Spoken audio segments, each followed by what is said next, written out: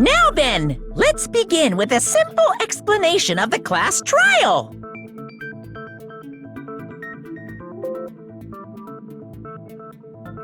During the class trial, you will present your arguments for who the killer is and vote for who done it.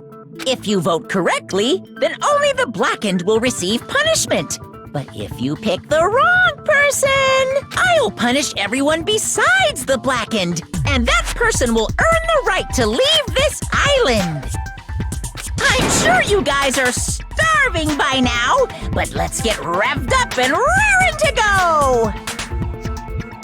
Whoever survives will be treated to a fancy lunch. Guess what? Rabbit curry is on the menu.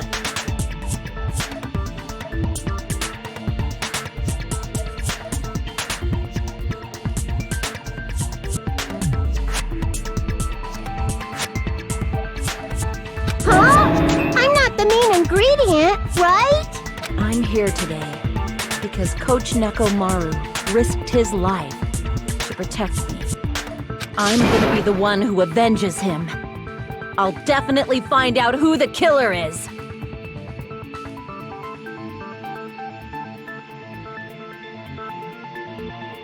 I'm definitely not tempted by curry. Got it? Akane! You seem to have an impressive amount of drool flowing from your mouth. Hey, why don't we try going over the incident? We weren't able to leave Strawberry House, so I want to make sure we get a detailed understanding.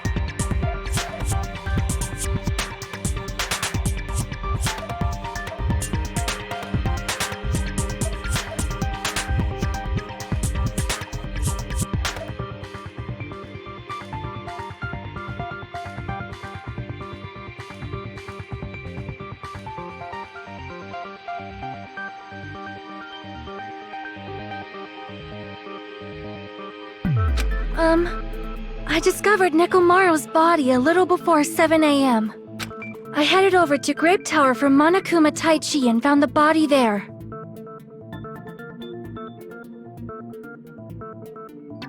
Hajime and Chiaki were also with me. Hajime was with Miss Sonia and Chiaki that early in the morning? Don't tell me you three were together since last night!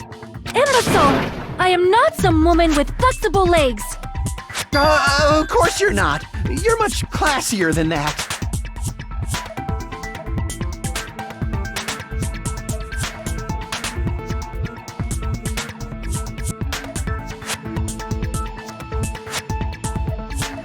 With legs like those, we could probably do the splits real easy. We just happened to run into each other on the first floor of Grape House and went to the tower together. And then, the three of us discovered Nekomaru's body. The body discovery announcement was made soon after. Akane heard that and rushed over. We heard the body discovery announcement too, from Strawberry House, obviously. As I recall, we found out the elevator was out of order, which left us stuck. So we decided to go to the tower for the time being and headed for Strawberry Hall. But someone even broke Strawberry Hall's door button. We couldn't go anywhere because of that.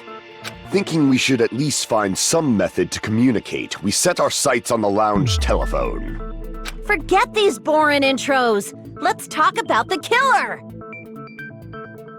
Anyway, it's definitely someone from Strawberry House.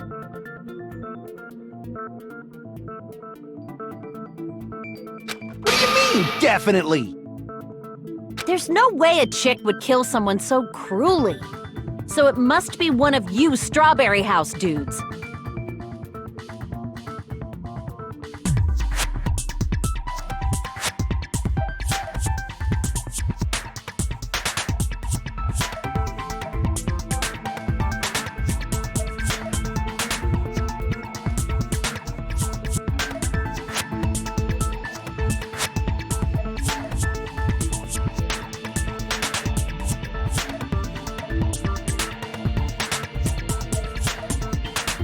One of you better hurry up and confess, or I'll break all of you in half!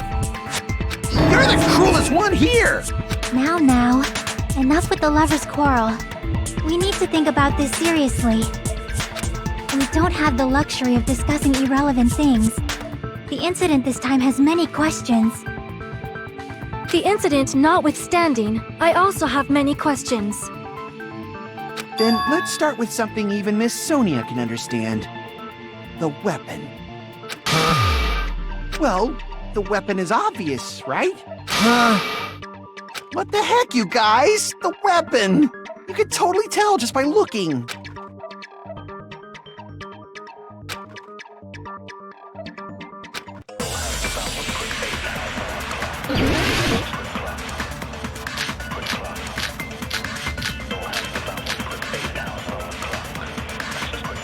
I guess we should figure out the weapon first. The weapon was right there at the scene of the crime! That pillar, huh?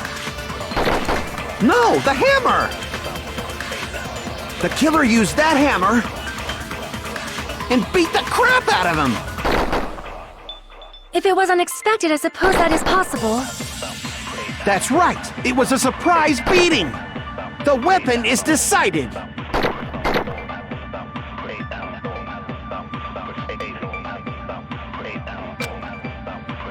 I guess we should figure out the weapon first.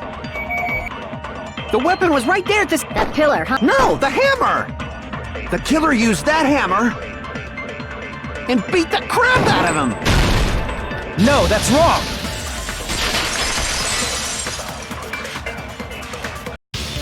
No, I can't accept that hammer was the murder weapon. Why not? Why can't you accept it?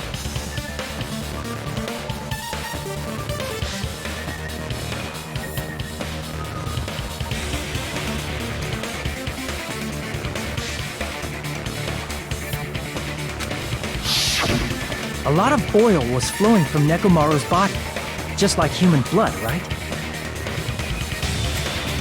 If the hammer was used to beat Nekomaru, you'd expect some oil to be on it at least. But that hammer was clean. So that's why you can't accept that it's the murder weapon. Well, yeah, but the killer might have wiped off the oil later. Why? Well, obviously, to make the hammer look like it's not the murder weapon. Then why bother cleaning the oil? If they didn't want it to look suspicious, they would have discarded the hammer. You're pretty insightful, baby gangsta.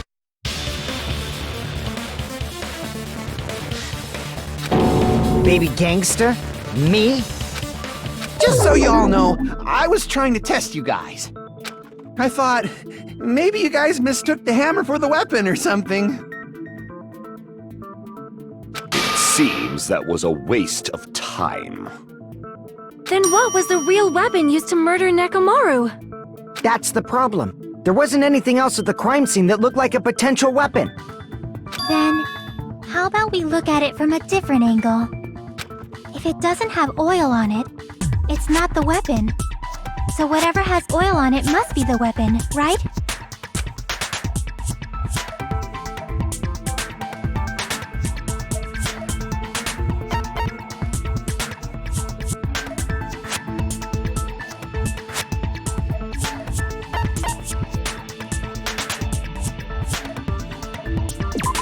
I see! The only thing with oil on it is that broken pillar.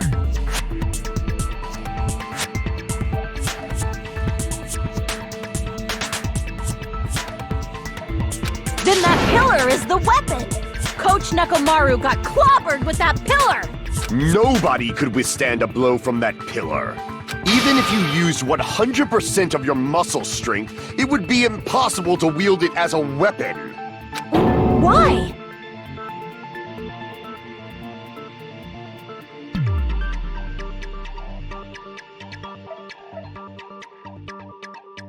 We tried to move it, right?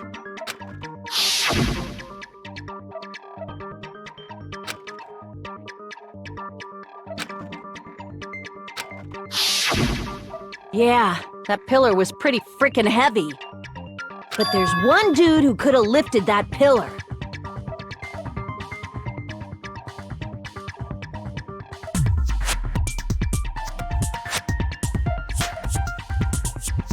Huh? Who are you talking about? Coach Nekomaru's robot body! With that dude's super strength, lifting a pillar would be real easy.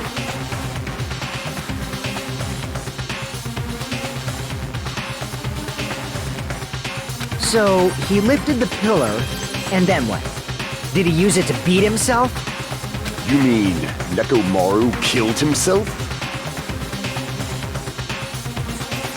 Don't be stupid! He ain't the type to commit suicide! Then even if Nekomaru could have lifted that pillar, it has nothing to do with the case at all. Well, I guess you're right. What the heck?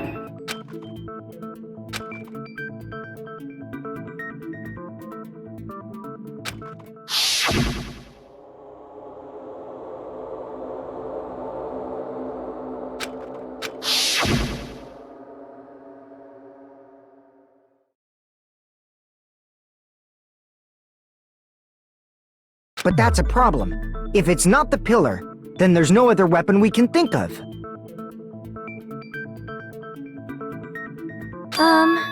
There may be a way to use the pillar as a weapon without lifting it. Huh? For reals? Yes, for reals. I see. So my gut was right after all. Alright, it's up to you, Sonia. Prove that pillar was the murder weapon. Understood. Then I shall give it my all. Sonia, here I go!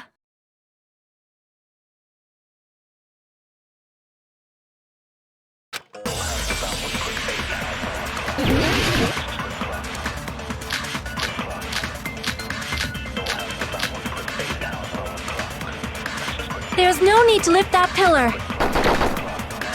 If the pillar was not lifted, beating him with it is beyond a dream. What about tipping the pillar over? They aimed right for his head and bullseye. Even I could probably tip it over. Considering the pillar's weight, it probably exerted a ton of force. Sonia, you go, girl! I'm getting hella excited!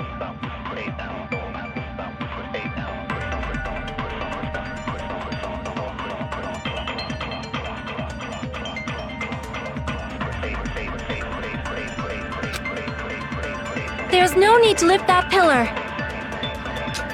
If the pillar was not lifted, beating him with it is beyond a dream. What about tipping the pillar over? No, that's wrong!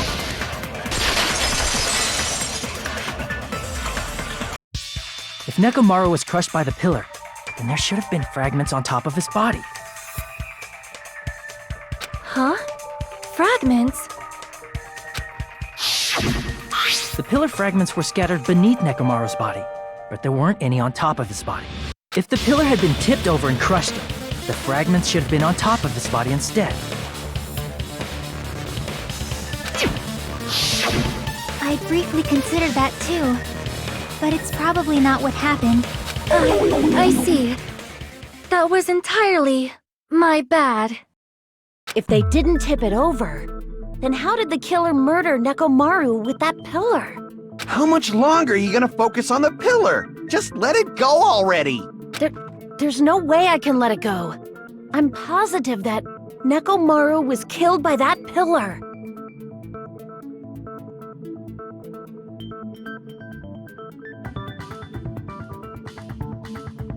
Why are you so certain about that? I just have a feeling. A feeling, huh? That's just your instincts. But we can't say for sure that that instinct is wrong, can we? There's another way to use that pillar to kill.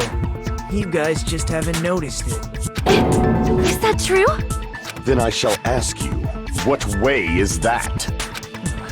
You guys, the same as usual. You're unable to clear a path to the future with your own powers, so you just stand there and falter. What a waste of talent. And you all intend to fight the Future Foundation? You make me laugh.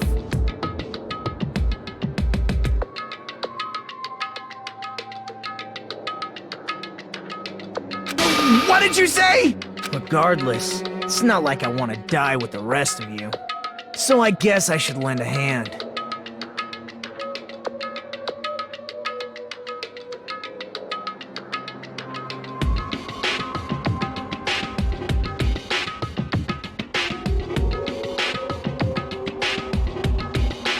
Hey, Nagito, what the hell happened to you? How come you're not talking like a lunatic anymore?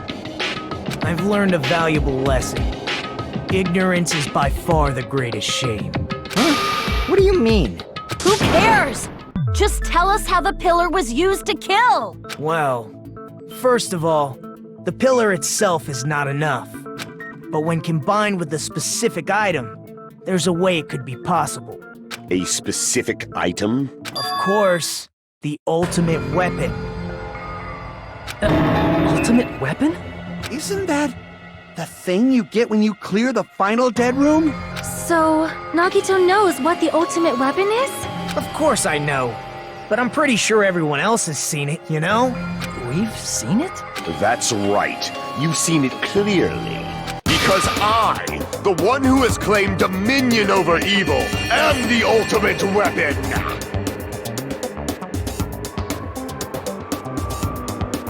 I am he who cuts the insolent catalyst which flows out from the chaos with the sword of victory! It's only fitting that I deserve to be called the ultimate weapon! No, you are far greater than the ultimate weapon, since you wield your 4 Dark Devas of Destruction.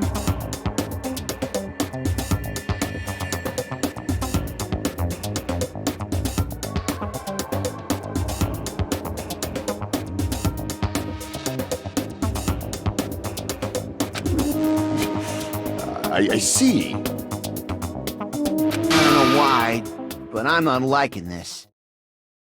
Cut the bullshit and say it clearly. What is the ultimate weapon? In order to clarify that, we first need to solve the secret of the funhouse. Huh? The secret of the funhouse? You still don't realize it? Jeez, get it together. You're supposed to be the symbols of hope, aren't you?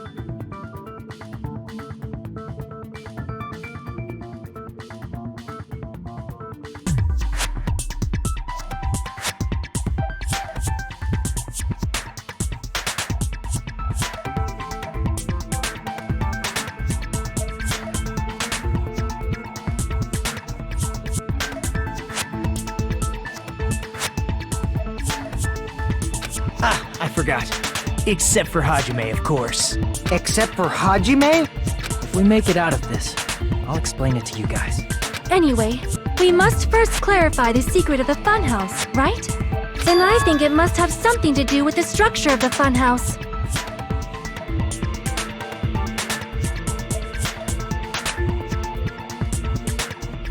Strawberry House leads to Strawberry Tower, and Grape House leads to Grape Tower.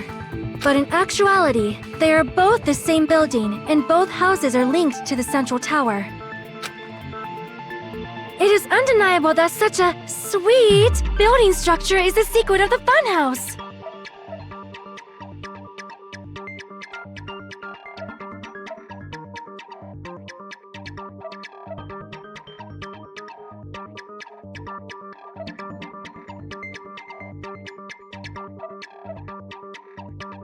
Man, not only does that make perfect sense, but Miss Sonia's beautiful voice is just so soothing.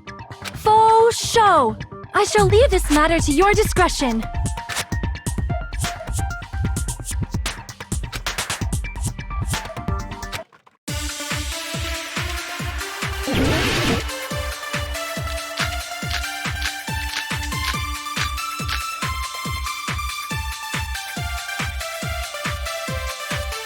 In truth, Strawberry Tower and Grape Tower are actually the exact same place. So that's the secret of the funhouse. Is that really it? It's weird to say they're both the same place. I mean, the walls are different colors. And the designs on the floor are also different. We've already settled this problem. Give it 10 years before you argue with Miss Sonia.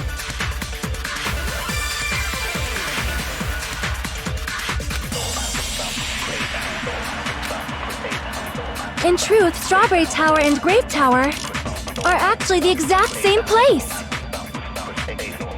So that's the secret of the funhouse. Is that really it?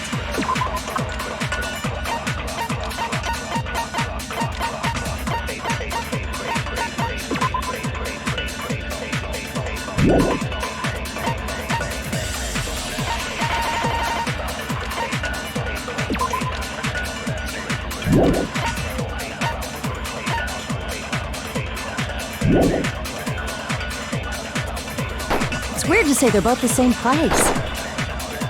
I mean, the walls are different colors. And the designs on the floor are also different. We've already settled this problem. Give it 10 years before you argue with Miss Sonia.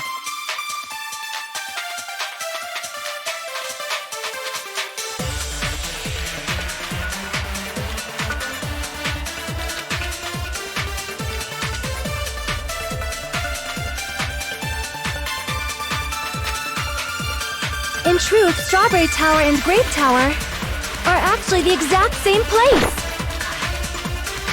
So that's the secret of the funhouse. Is that really it? It's weird to say they're both the same place. I mean, the walls are different colors. And the designs on the floor are also different. We've already settled this problem. Give it 10 years before you argue with Miss Sonia.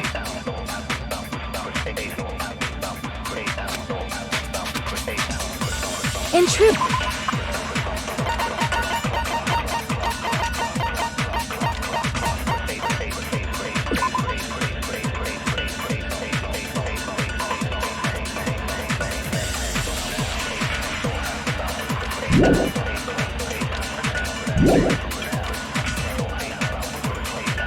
are actually the exact same place. So that's the secret. Is that really it? It's weird to say they're both the same place. I mean, the walls are different colors. And the designs on the floor are also different. We've already settled this problem. Give it 10 years before you argue with Miss Sonia.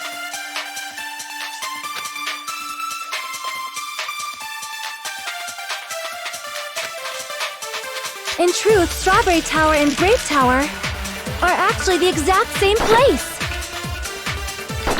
So that's the secret of the funhouse. Is that really it? It's weird to say they're both. I mean, the walls are different. And the designs on the floor. We've already settled. Give it 10 years before you argue with Miss Sonia. In truth, Strawberry Tower and Grape Tower are actually the exact same. No, that's wrong!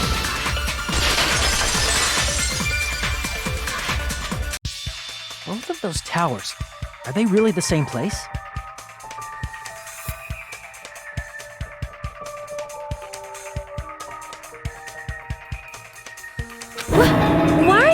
that now. Do you harbor a grudge because my kingdom destroyed your homeland?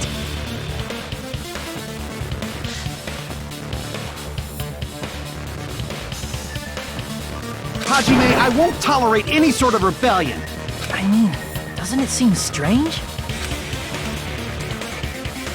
When we went to Grape Tower from Grape Hall, Nekomaru's body was in front of the door to Strawberry Hall.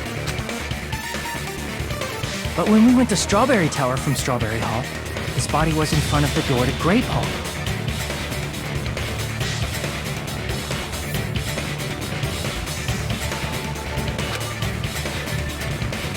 It's probably some kind of trick, like the floor rotating 180 degrees or something. If it is, then see? That means it could have passed as the exact same place, right? If so, then what? Do you seriously think such a simple answer is the correct answer? Does that mean he's wrong? Oops, I guess I've said too much. If the floor didn't rotate, then that means we need to think about the structure of the building again.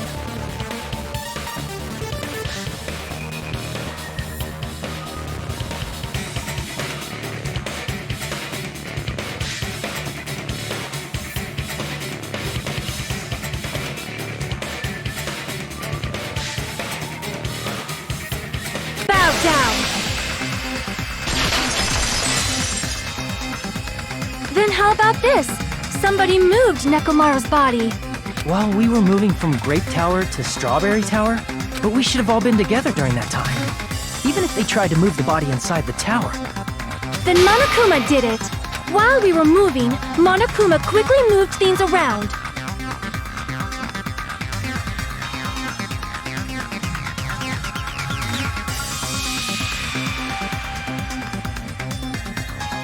But Nekomaru's body wasn't the only thing moved.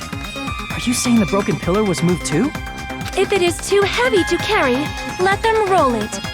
Just like if there is no bread, let them eat cake.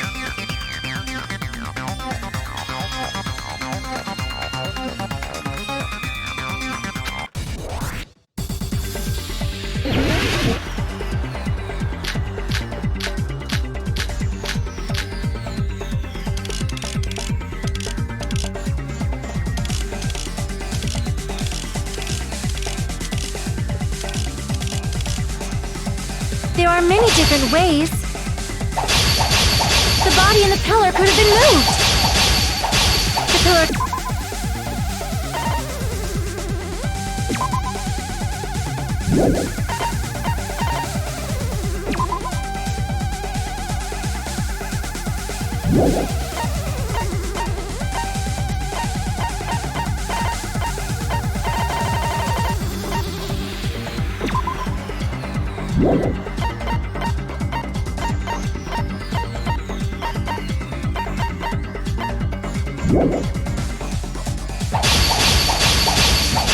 And Nekomaru could have been moved piece by piece. I decree it was Monokuma's doing. Moving the body and the pillar in such a short time. That might be hard even for Monokuma, don't you think? It seems you have forgotten. Monokuma is surprisingly strong, wielding the power of the futuristic Robo-Bear. The pillar, the body, everything that he could have moved it all, easy as pie.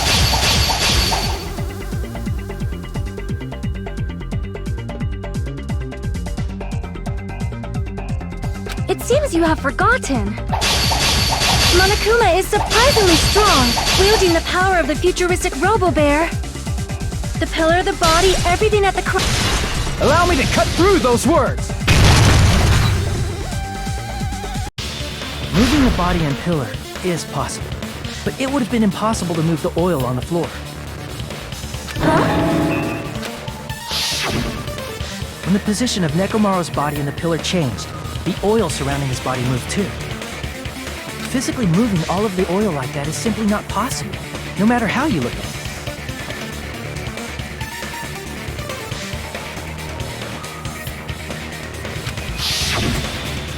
Then it's impossible to think it was moved. I am terribly sorry. I cannot believe I got so fired up. It's all right. A fired up Miss Sonia is awesome to watch. So what really happened? Does that mean the two towers aren't the same building? We can't be certain of that either. Not when the experiment involving the handbook I left on the tower floor was a complete success. Yeah, the e-handbook was still there. That's why we thought the two towers were the same building. If they're not the same building or two different buildings, then what are they? No idea, huh?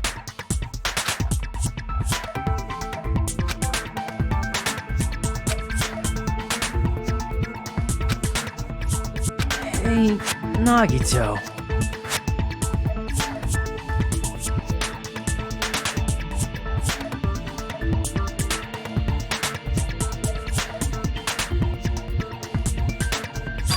I thought it would come to this. I knew my turn was coming up. Fine. I'll tell you guys a big hint that can help you solve the secret of the funhouse. Give us the answer, not a friggin' hint! But then it wouldn't mean anything. I need you guys to do this class trial properly.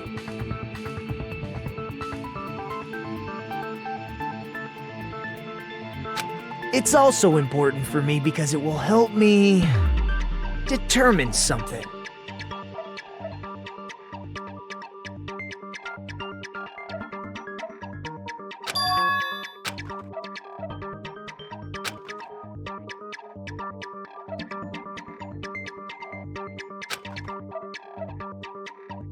But how do we know your hint is any good? It's suspicious that you're the only one who knows it. I have a good reason for that. The reason I'm the only one who knows it is because I was the only one who performed the appropriate action.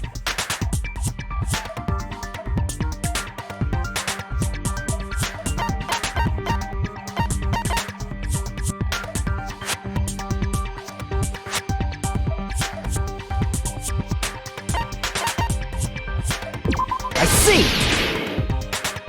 You're talking about the final dead room, right? You cleared the life-threatening game there and found something, didn't you? That's right. The hint is what I saw after I cleared it. In the depths of the final dead room, there was a hidden room surrounded by concrete. And there, a small conspicuous window waited, all by itself. From that window, I saw some very strange scenery. Strange scenery? Instead of explaining it, it might be faster just to show you. At an opportune time, I found a perfect camera in the final dead room. You took a picture? Yep. See? This is it.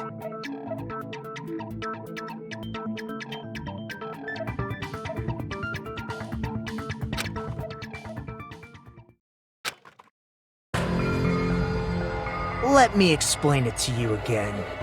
I took this picture on the first floor of Strawberry House, from the secret room within the final dead room. But don't you think it's weird? If the funhouse's structure is what you guys have been thinking, then there's lots of things that don't make sense in this picture, right? Then let's begin. Shall I call it thinking time?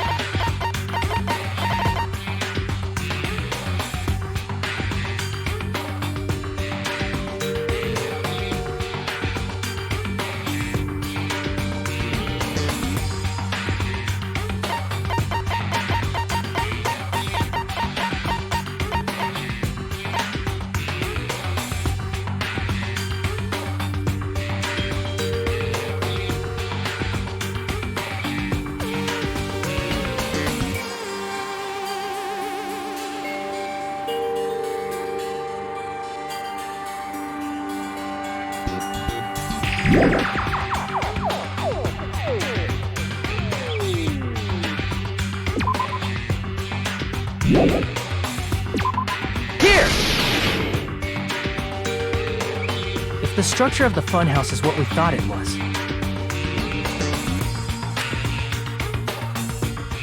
Grape House and Strawberry House should link to the tower in the middle, which means if you're viewing the tower from Strawberry House, you should see Grape House behind you. But in this photo, I don't see anything behind the tower. No shadow, no shape, no Grape House at all. I see. And is that it?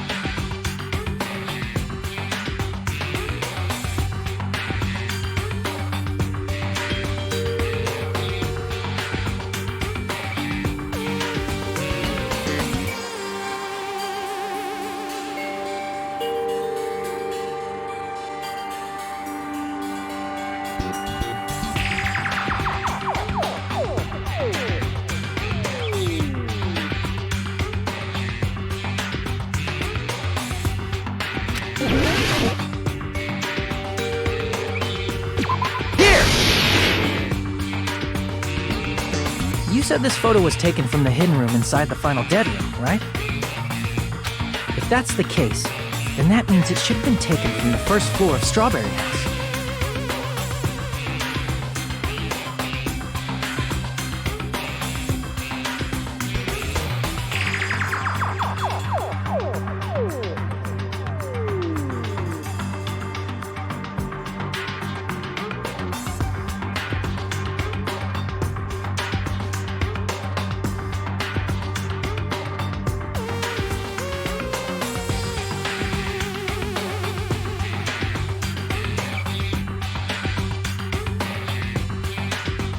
Yeah, it should have been. Then this is definitely strange. This photo doesn't look like it was taken from the first floor. The angles suggest it was taken from higher up. That's right. Good call. In summary, this is the truth contained in this photo. The first floor of Strawberry House is located in a high area, and Grape House is not behind the tower. It's not? Are you saying that Grape House is merely an illusion spell cast by Monokuma's cursed eye?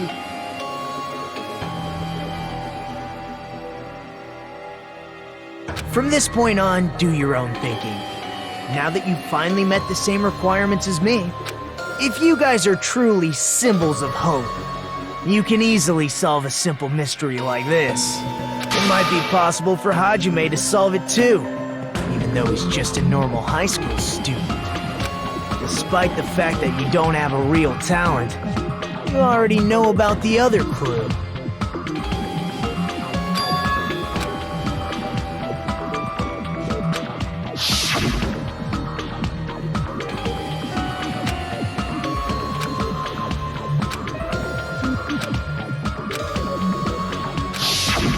You're referring to when you suddenly appeared on the second floor of Grape House, right?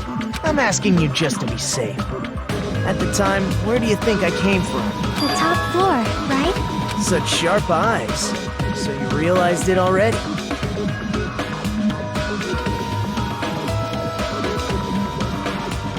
Top floor. So the third floor? But the Monokuma archive should be the only room on the third floor of Grape House. What does it mean?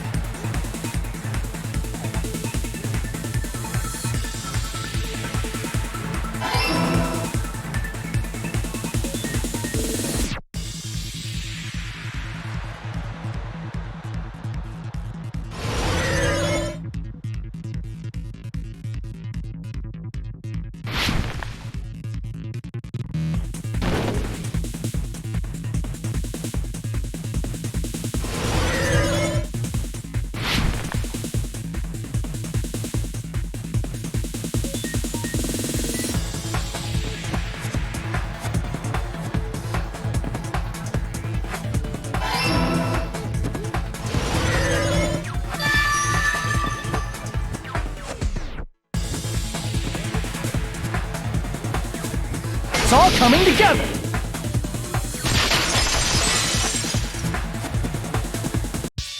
Got it. I know the secret of the funhouse. Then let me hear it. What kind of answer will you give, I wonder? In the picture Nagito took from Strawberry House, I didn't see Grape House at all. So where did Grape House go? There was only one possibility. It was in a position where it couldn't be seen from Strawberry House. Which means Strawberry House and Grape House are in the same building, but on different floors. Same building, different floors? Then the two houses aren't two different 3-story buildings. They're actually one 6-story building? If you think about it like that, based on Nagito's picture, it's clear where Strawberry House is located.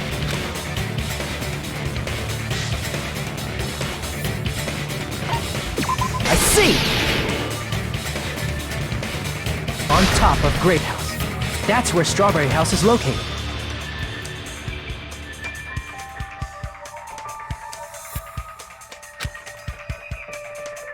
Because of that, the photo taken from the first floor of Strawberry House was at a high angle. Altogether, this means the first floor of Strawberry House is also the 4th floor above Grape House. Oh, snap! I never expected that the two houses were connected vertically. But what about the shape of the building? The two houses were completely different shapes. Strawberry House is 4-sided, and Grape House is 6-sided, right? It never occurred to us that they were the same building because it was structured with two different shapes. A quadrilateral and a hexagon, overlaid atop each other to misdirect how we would perceive them. And it worked, didn't it? Disregarding the tower, we fully believed the two houses were two separate, distinct buildings. In order to conceal the unique design of the funhouse, Monokuma put us to sleep so we couldn't look at the outside of the building when he brought us to it. You've just been Kuma'd!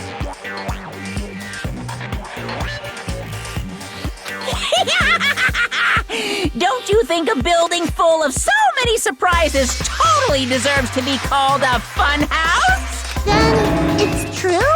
The building was really like that? That's right! Those two houses exist on different floors in the same building! Constructing a building like that on your own without my knowledge? How horrible!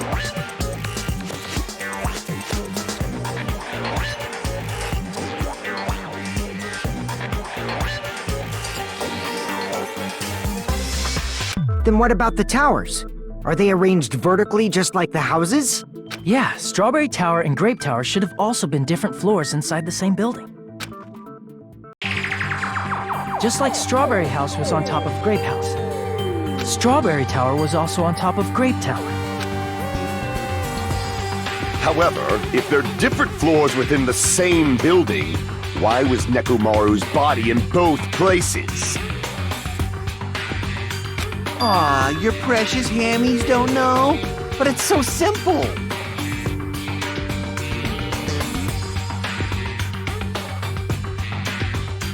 Alrighty then. I'll be the one who solves this mystery in a flash.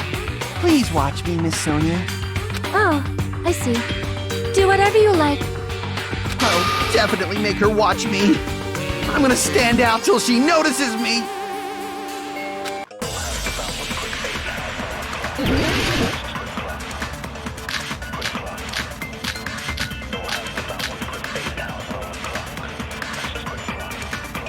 I'm gonna solve this mystery in a flash. Then hurry up, dumbass! One of the bodies in one of the towers was actually a dummy. You mean a fake body? Nekomaru died with a mechanical body. It should be possible to construct a dummy from spare parts. You're magnificent, Gundam! No fair! You totally stole my spotlight! So which one was a fake body? Shut up! Just pick one of them!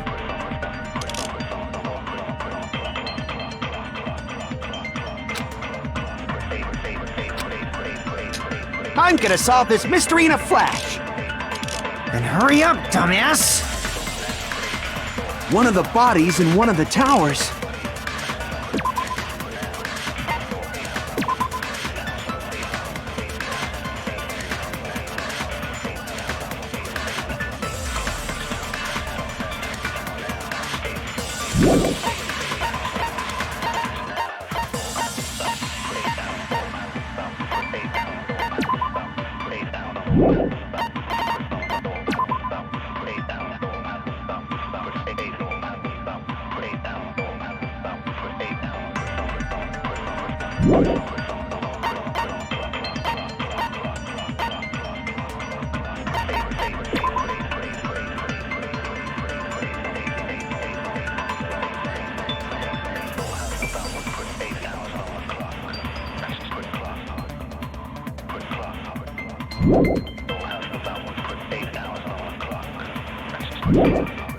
Was actually a dummy!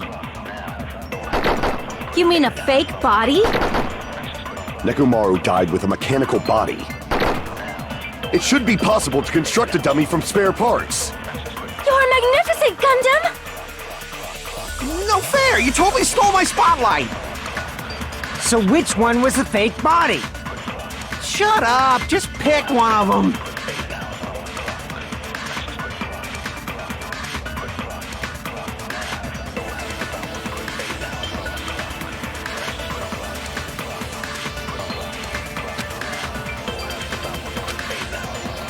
I'm gonna solve this mystery in a flash! Then hurry up, dumbass!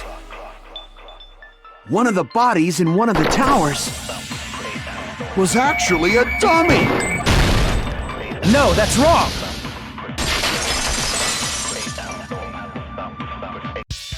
Nekomaru's body wasn't a dummy.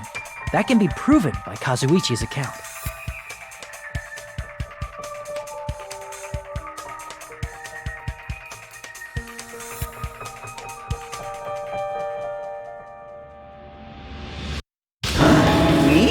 Remember?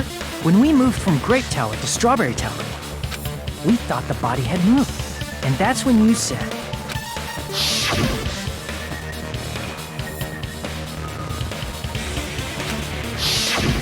Right up until that moment, you were disassembling Nekomaru's body at Grape Tower, right? The killer couldn't have known how you'd take apart his body, so they couldn't have built a dummy.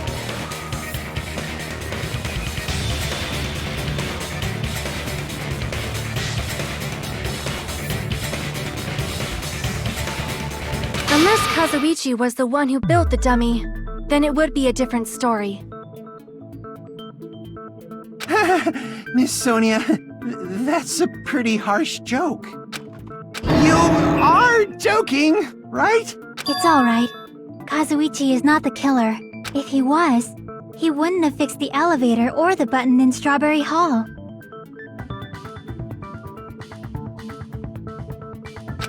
It'd be much more convenient for the killer if it stayed broken.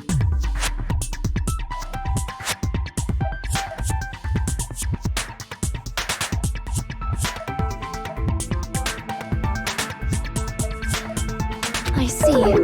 That is disappointing. I'm even more disappointed. However, even if Nekomaru's body wasn't a dummy, it's meaningless if we don't have the important answer. The reason Nekomaru's body was in both towers, even though it was supposed to be on different floors. Maybe it was simply moved? The body moved to a different floor?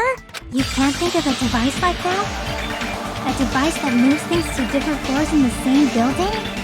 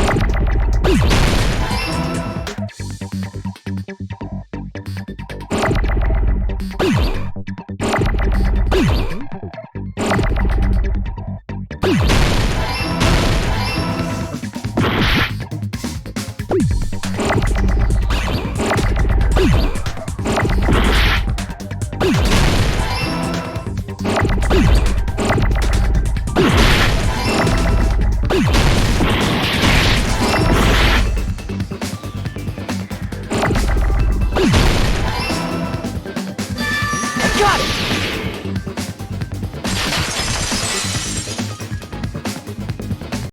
You must be talking about an elevator. What? Are you saying Nekomaru's body was transported using an elevator? Where the hell is this elevator anyway? It's the tower itself. The inside of the tower is one big elevator.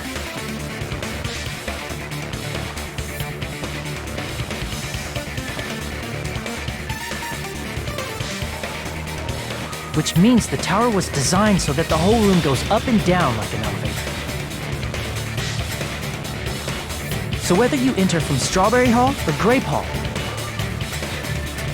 it all leads to the same room, right? So that's why we could only enter it from one side or the other. Now that you mention it, sometimes when I pressed the door button, it took a while for it to open. I see. We were basically waiting for the room to arrive, just like an elevator. Please hold on. If the inside of the whole tower ascends and descends like an elevator, then why is there a picture of a strawberry on the far back door when you enter from Grape Tower? And a picture of a grape on the far back door when you enter from Strawberry Tower. If the room just moves up and down like an elevator, there's no reason for the doors to change.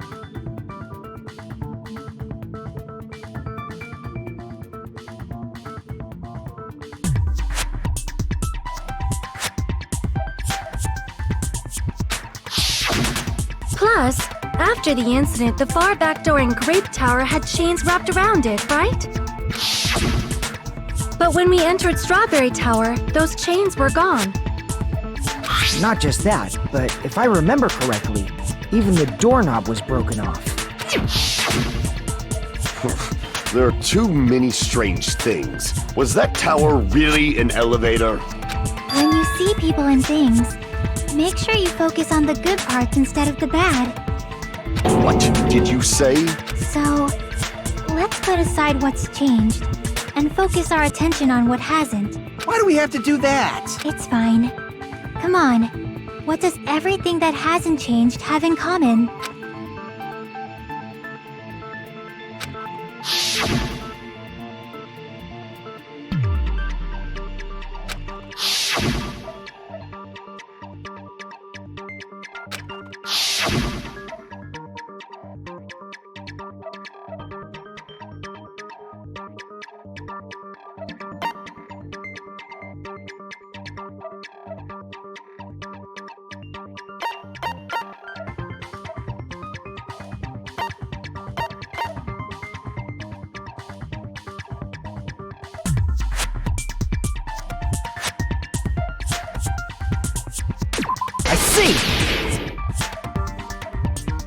Is it safe to say that all the items on the floor didn't change? And...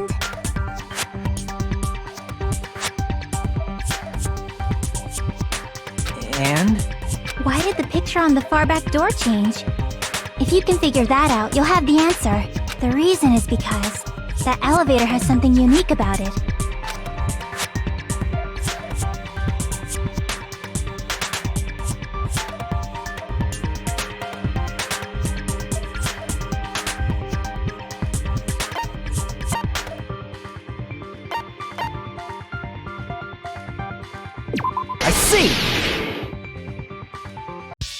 So that's it. The elevator was designed so only the floor moved. Only the floor moved? Which means the whole room wasn't an elevator, only the floor was.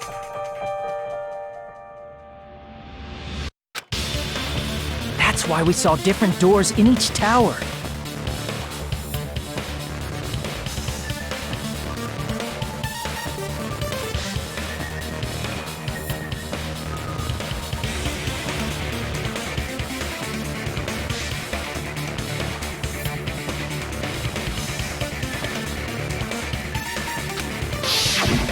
Which means on the first floor of Grape Tower, the door on the far back wall had a strawberry design. And on the fourth floor, which was Strawberry Tower, a different door on the far back wall had a grape design. Then, where do the different floors lead?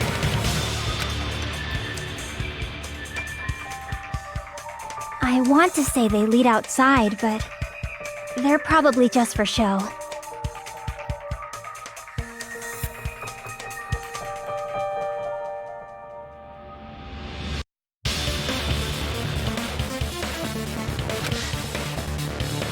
Just for show?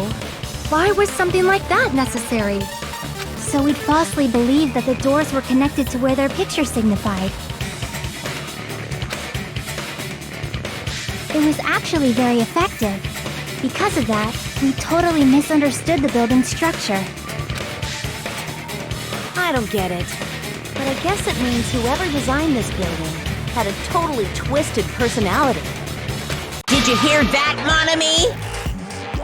Don't blame this on me. Take responsibility for yourself. Then I'll take responsibility and gently caress you.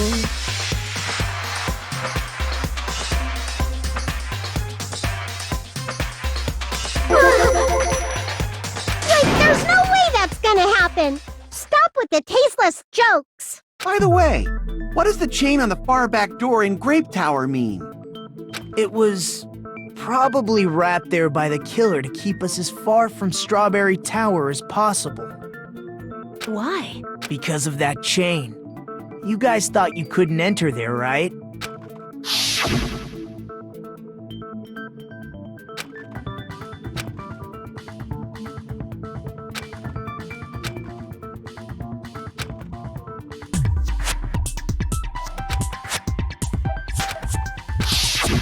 The killer destroyed the Strawberry Hall button, so we'd stay away from Strawberry Tower. Everything was done to tamper with the evidence, so we wouldn't find out about the secret of the funhouse. The appearance of a body in the tower would contradict what we thought we knew about the building. In that situation, if we'd gone to Strawberry Tower, we'd have seen that contradiction firsthand. And using that as a clue, we might have discovered the truth. The truth that the two houses and the two towers are actually one complete vertical building. The killer wanted to keep us from learning that. That's why they made us stay away from Strawberry Tower. They destroyed the button and wrapped a chain around the door just for that? Would it really have inconvenienced the killer if we learned the true structure of the building? It would have been a major inconvenience. After all, this funhouse is strongly connected to the ultimate weapon that killed Nekomaru. Hold on. You're progressing much too quickly. There's still a contradiction concerning the building structure. What a pain. It's fine already. Gundam, please proceed.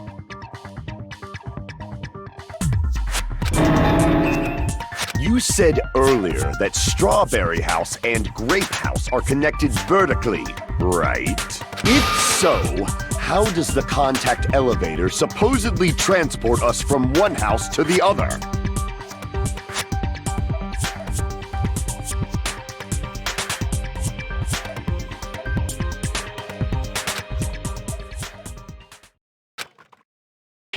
If that elevator moves vertically, then when your back is facing the elevator, both towers should be on the same. But does this reflect reality? Inside Grape House, Grape Hall is on your right when your back is to the elevator. And inside Strawberry House, Strawberry Hall is on your left when your back is to the elevator. Which means the houses are on exact opposite sides of the tower. Answer me, fiend! What does this mean? What does this mean?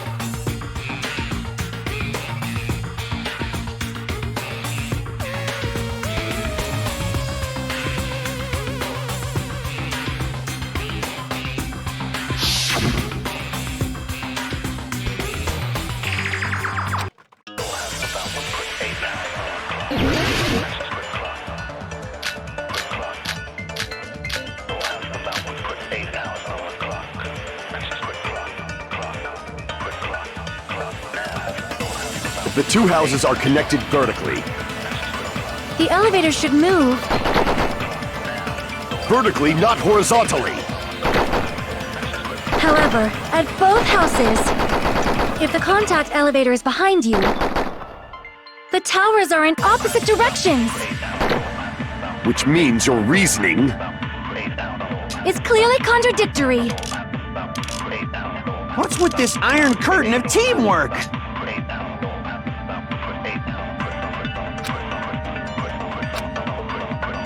if the two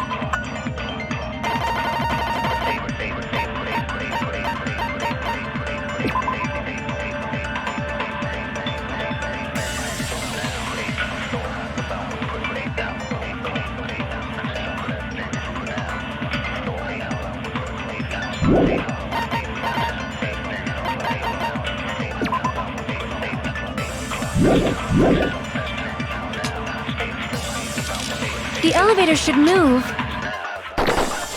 vertically, not horizontally. However, at both houses, if the contact elevator is behind you, the towers are in opposite directions. Which means your reasoning It's clearly contradictory. What's with this iron curtain of teamwork?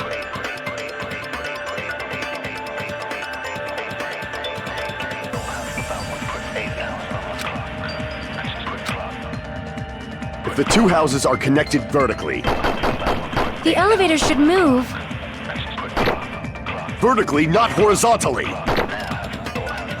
However, at both houses, if the contact elevator is behind you, the towers are in opposite directions. Which means your reasoning It's clearly contradictory. What's with this iron curtain of teamwork?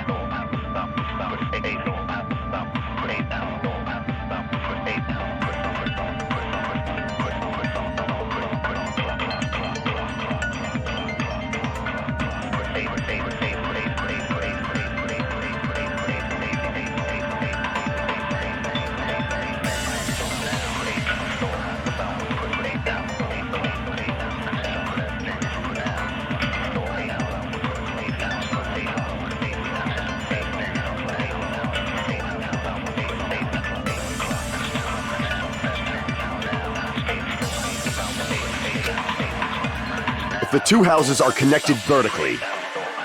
The elevator should move. Vertically, not horizontally. No, that's wrong!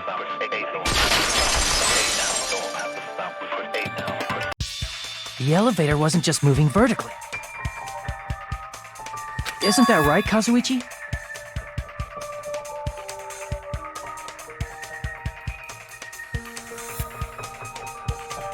Huh? Me?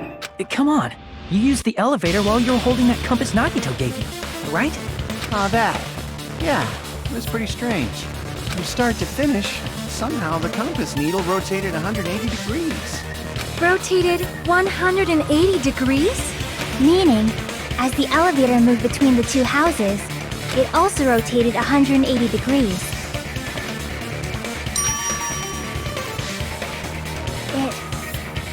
It was probably following the building's perimeter as it rotated to the other side.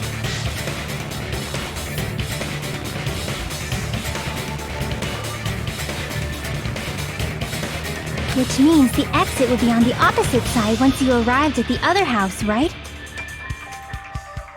And thanks to that, the tower we saw on our right side when we arrived at Grape House appeared on our left side when we were at Strawberry House. An elevator that rotates while it moves. Is that even possible? It's like something from an amusement park. Well, a funhouse is an amusement park attraction, you know. And since the building doesn't really need to be structurally practical, it makes for some splendid fun. That's not splendid at all! You're inhuman! You say I'm inhuman, but I'm just a bear. So I was never human to begin with.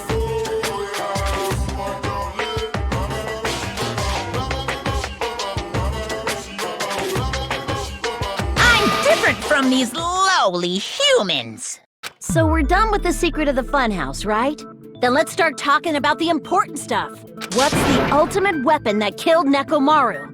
And how'd they combine it with the pillar? Huh? You still don't know what the ultimate weapon is yet? It's what I found at the Octagon, you know. What is the Octagon? I haven't heard about that yet.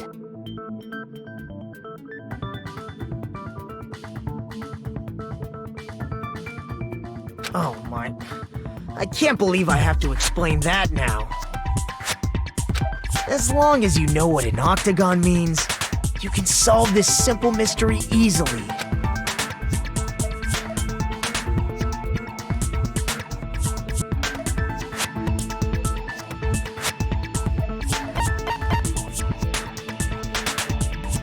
I see! If I recall, an octagon is a shape with 8 sides, right? I didn't expect you to know that. For a substitute reserve course student, you're quite knowledgeable.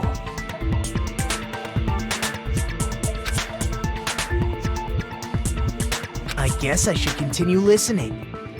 Where is the place befitting of the name Octagon?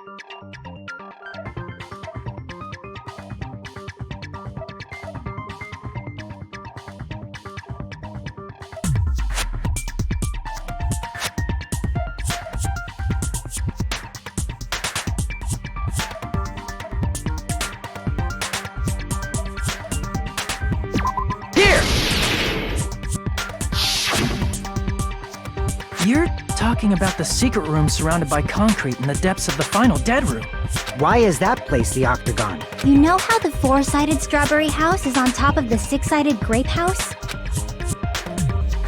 If you cut a 4-sided shape out of a 6-sided one, you get 8 edges. It becomes an 8-sided shape.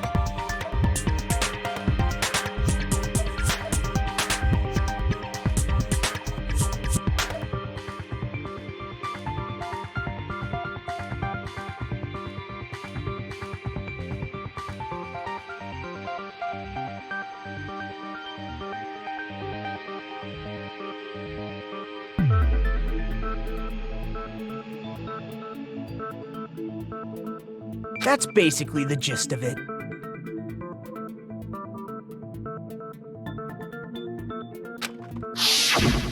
The true identity of the Octagon is that secret room in the depths of the final dead room. In actuality, that place contained various weapons. Then the ultimate weapon was there too? That's a little different.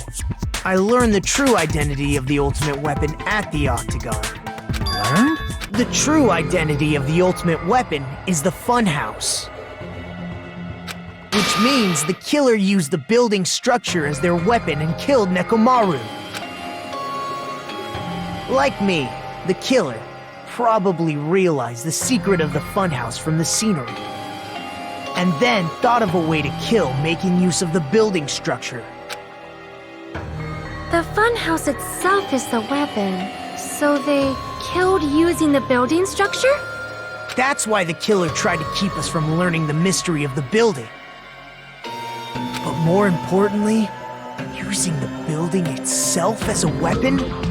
Such a spectacular crime. It truly deserves to be called the ultimate weapon!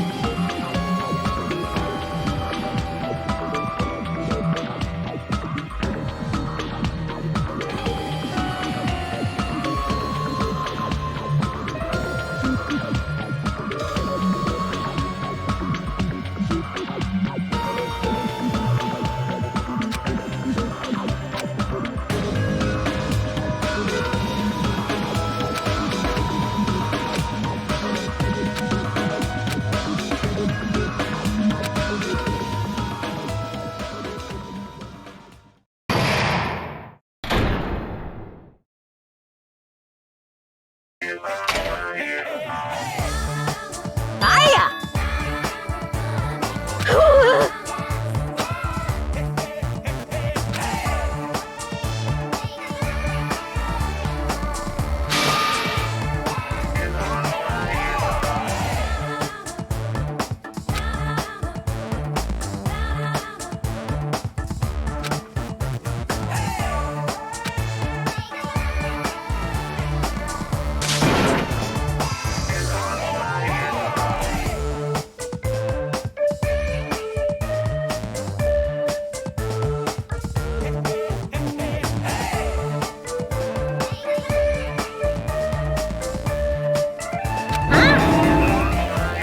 Okay, everyone, all together now! Mon ami is a serious Stufatly!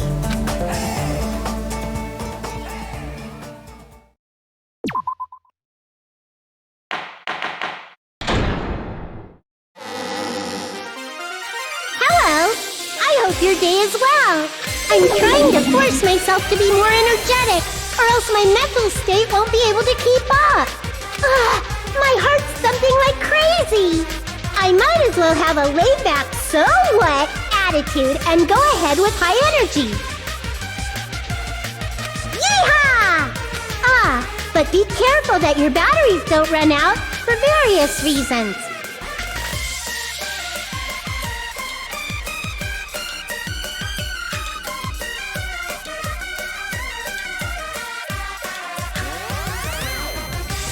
And just like I say each time, don't forget to save frequently!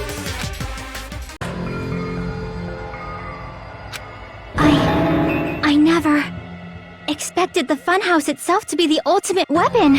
Oh well, let's just press on ahead. Is it really alright to accept a situation so easily? I mean, that's not what's important. The thing that's really important is the killer who used the building structure. Like, who's Mekumaru's murderer? But is it really okay to believe the building is the weapon? Nagito said it, you know.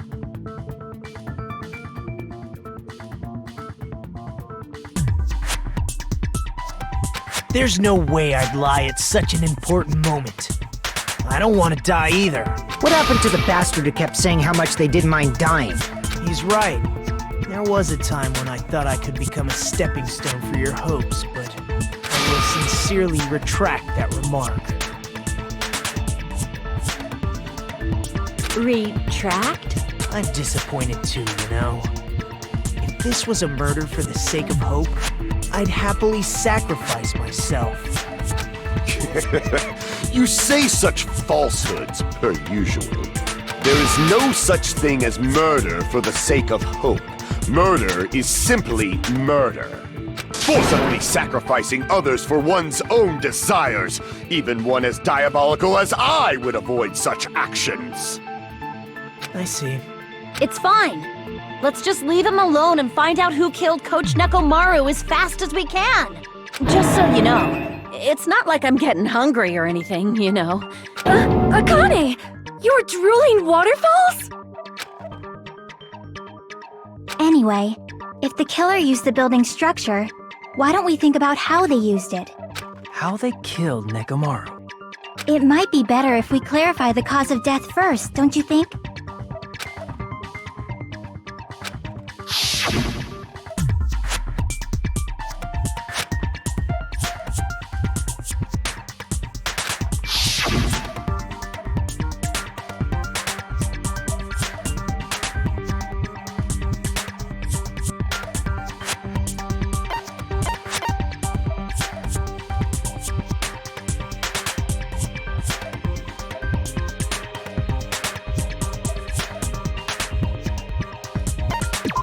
see!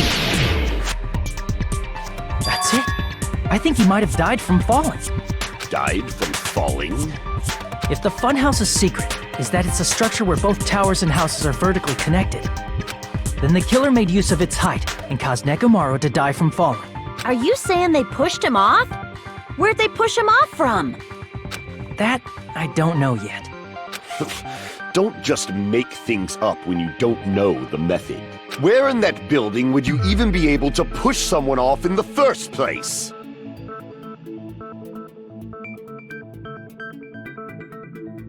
It might be possible in the tower. You could push him off the 4th floor when the elevator is on the 1st floor. Did you forget how the elevator functions? When it's on the 1st floor, the door on the 4th floor won't open.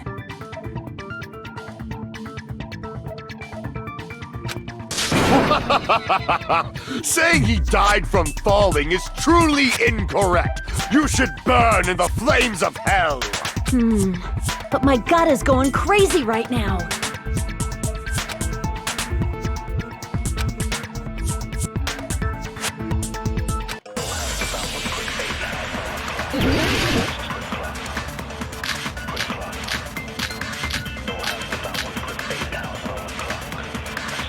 When the elevator is on the 1st floor, you can't go through the door on the 4th floor. It'd be impossible to shove off the victim from up there. Then, how about this? After locking Nekomaru inside the elevator, they moved the elevator from the 4th floor to the 1st floor and made use of the drop. Hold on, did you forget the elevator has a sensor?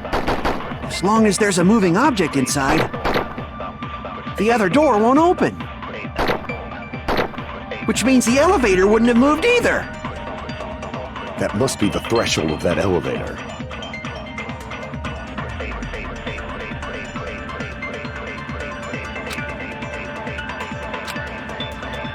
When the elevator is on the 1st floor, you can't go through the door on the 4th floor. It'd be impossible. Then, after locking they moved the elevator and made use of the drop. Hold on, did you forget the elevator has a sensor? As long as there's a moving object. No, that's wrong!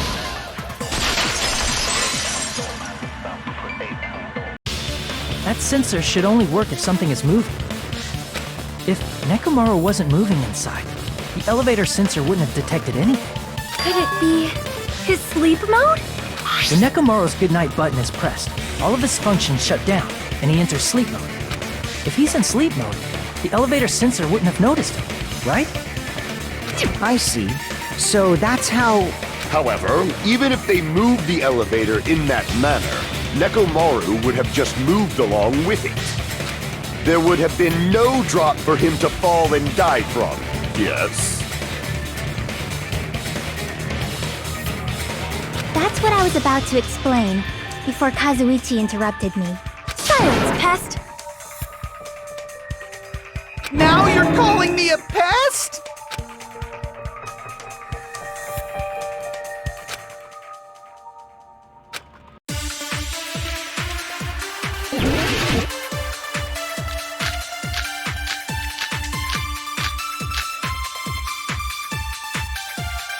If you arrange it a certain way, you can cause the drop within the elevator. So you're telling us all to think about the arrangement, right? That arrangement is... The hammer is suspicious. Isn't it about time we went over the pillar again? What about the oil on the floor? The doorknob on the floor seems suspicious. How about we all shut up and listen to what Chiaki has to say? Silence, pest! Don't be so cold. What if I start to enjoy it?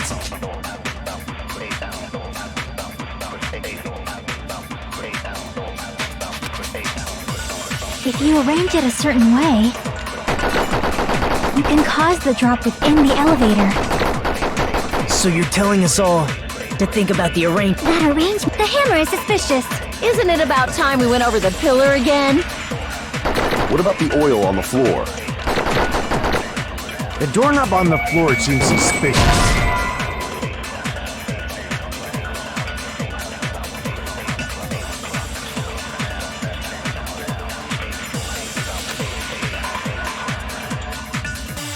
Crap!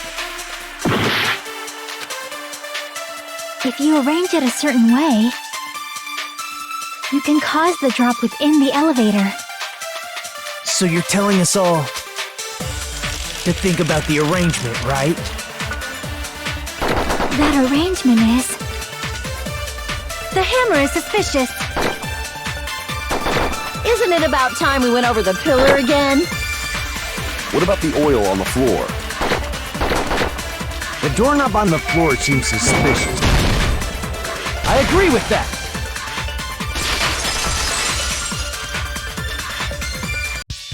Didn't the doorknob have scrape marks on it? That might have been where it got scraped by the wire. Is that the same wire that was tied around Nekomaru? The tip of that wire was tied into a loop. If the elevator moved while that loop part hung from the doorknob... If they did something like that, he would have been suspended in midair! That's right. He was suspended in midair. Huh? The killer tied up Nekomaru with the wire while he was in sleep mode. Tied the tip of the wire into a knot and hung it on the doorknob to the 4th floor. With that, they moved the elevator from the 4th floor to the 1st floor of Grape Tower.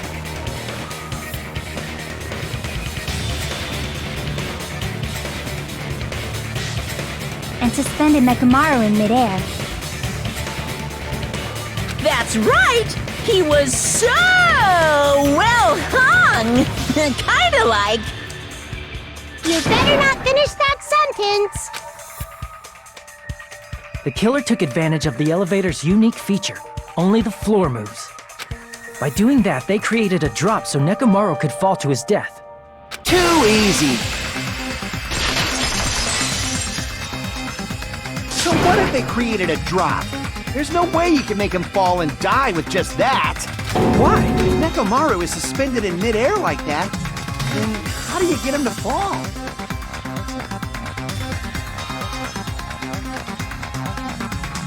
Because if he's suspended in midair, he won't die if he doesn't actually fall.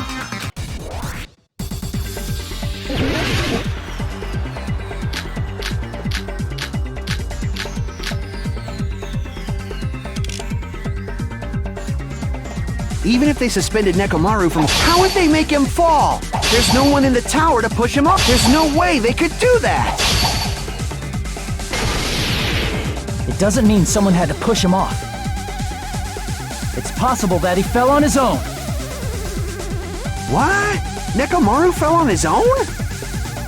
Nekomaru should have still been in sleep mode, right? If he was sleeping, there's no way he could do... Now's the time. But in that case... You still won't be able to explain moving the elevator with Nekomaru inside. It's just impossible. End of story.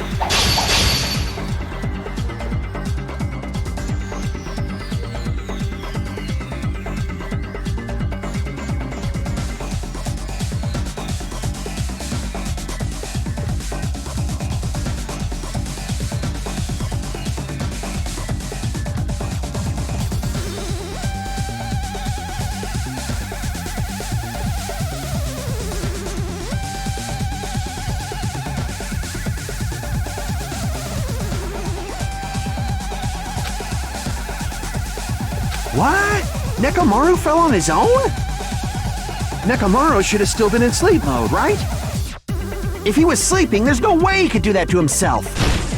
But in that case, you still won't be able to... Moving the elevator with Nekomaru inside is just impossible. End of story.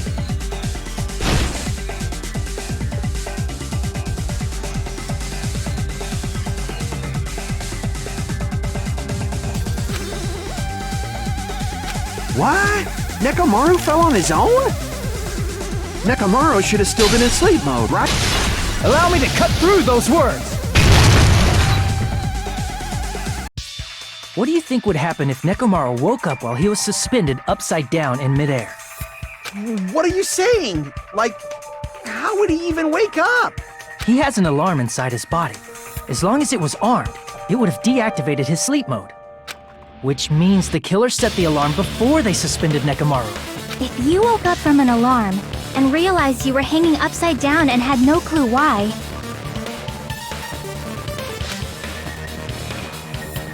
if something like that happened to you, you would start panicking a lot, right? Instinctively, your body would start moving. Nekomaru probably did exactly that. And then, in order to make him fall from the force he was generating, the wire was hung on the tip of the doorknob so it would easily slip off.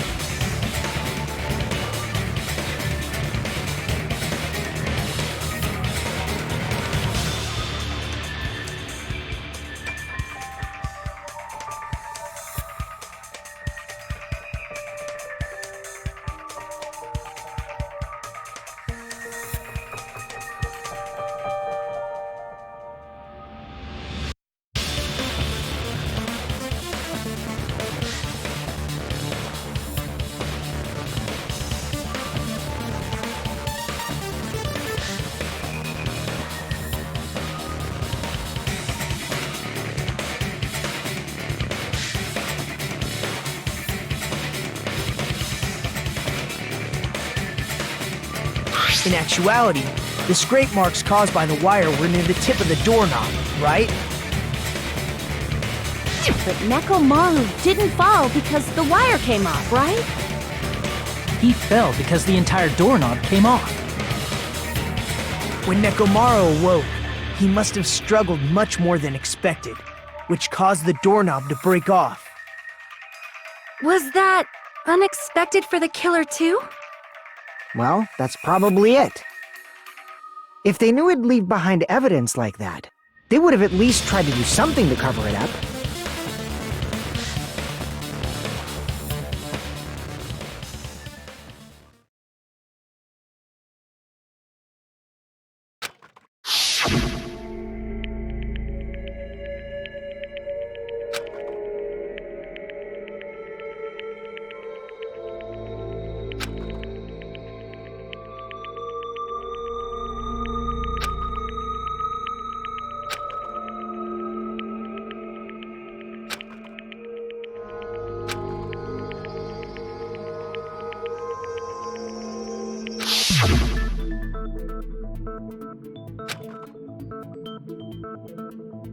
I see. So that's how Nekomaru fell to his death. Do you finally understand now? Yeah. It appears it's just as Miss Sonia said.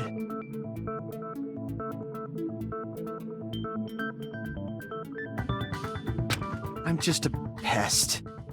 No, I'm not just a pest. I'm a total fucking pig. Isn't that right, Miss Sonia? If I'm a fucking pig, you can say so!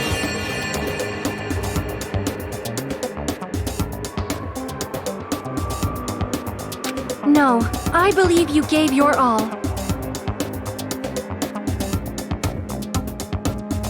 Hey! Why aren't you teasing me anymore? This guy. He gets off on this! So thanks to that alarm, Nekomaru ended up falling while he was still hanging upside down. That doesn't mean he just crashed straight into the floor. Of course, you know that too, right?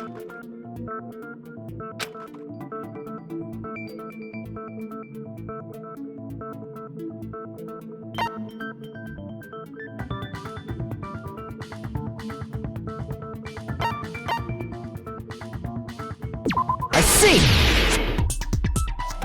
When Nekomaru fell to the floor, he ended up colliding with the pillar. Isn't that it? Finally, the pillar! So that's how the pillar shattered, and why oil was spilled all over the place. See, I told you the pillar was the weapon. My gut was totally right.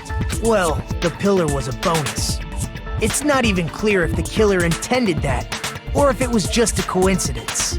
At this point, it is quite difficult to find a clue that will lead to the killer.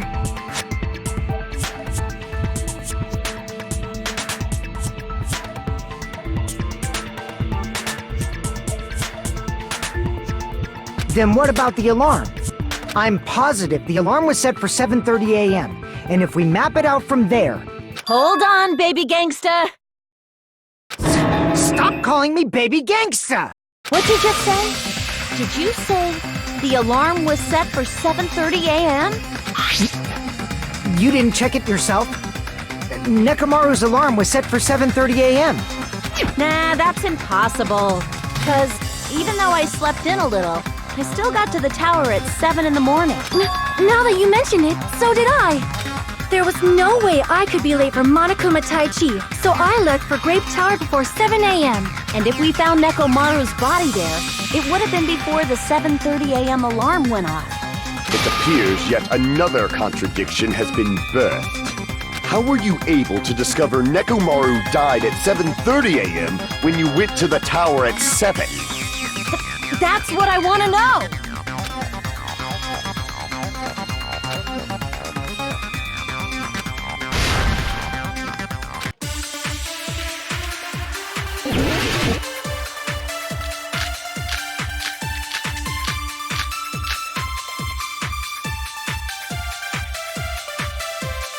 We headed for Grape Tower before 7 a.m., I am certain. But the alarm inside Nekomaru's chest was set for 7:30 a.m. Nekomaru died because of that alarm, right? His time of death and the time the body was discovered. One of those must be an illusion. The killer probably did some tampering. They probably messed with the clock inside Nekomaru's chest. That's gotta be it!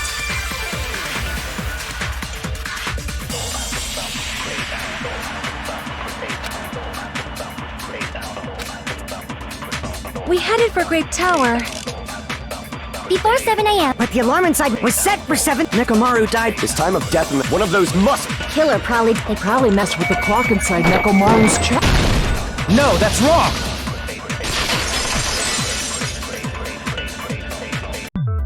No, the clock inside his chest was a radio clock, so it would have been impossible to mess with. So you're saying there's no way the killer could have tampered with the clock? Maybe the clock Miss Sonia saw was the one that got tampered with. The clock inside Grape House? No, I checked all the clocks inside the funhouse. Oh, that's what I asked you to do. So you really listened to me and checked all the clocks.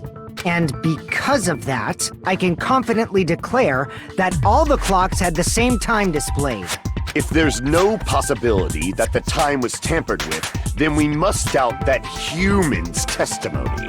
Please believe me, we are not lying. Then maybe it's a misunderstanding? I never misunderstand! I'll crush you into dog food!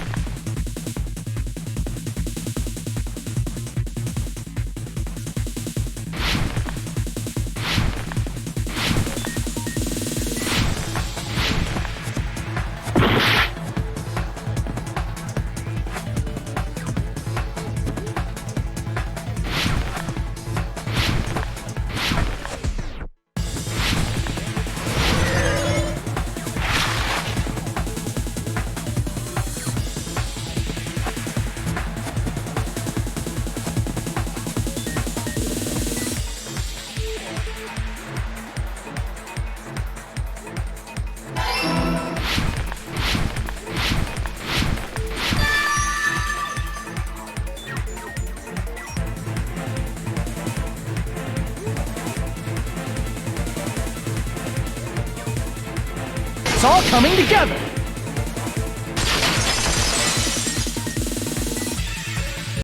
You said you checked all the clocks inside the building. Isn't that right, Fuyuhiko? Yeah, none of the clocks had the wrong time.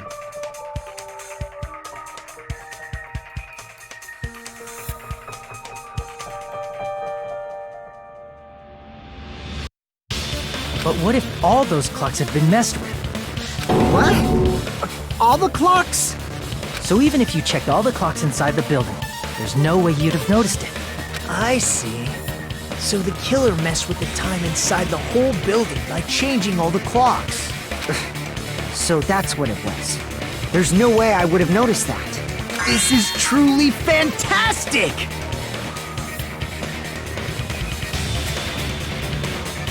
Now's not the time to be pleased. More importantly, how much was the time off?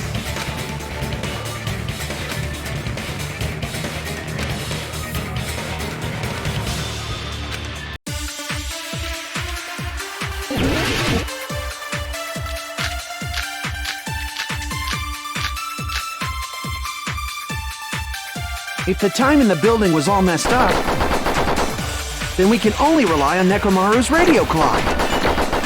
The time of death was clearly 7:30 a.m. The problem is, what time would 7:30 be? In our time. Are there any clues that can be used to narrow that down? If only I heard the sound when he fell. It would have been a great clue. Or his scream. He's not the type to let out a scream! If only Nekomaru's alarm was loud enough, we would have heard it too. There's no point in saying that. If does not exist in this world.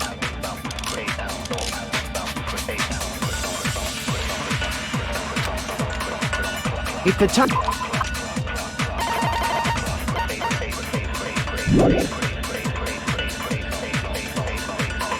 Then we can only rely on Nekomaru's radio clock. The time of death was clearly 7. The problem is, in our time. Are there any clues that can be used to narrow that down? If only I heard the sound when he... I agree with that!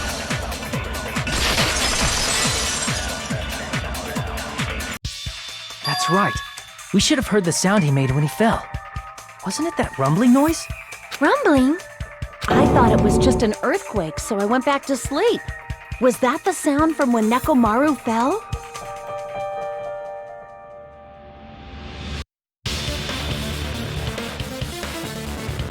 Well, a huge body fell from the 4th floor to the 1st, and the pillar fell with it. It's obvious we'd hear the impact sound. We heard that noise too. It was when we were gathered at the Strawberry House Lounge. What is it, Sonia? Oh, well. That sound everyone heard? I did not hear it at all.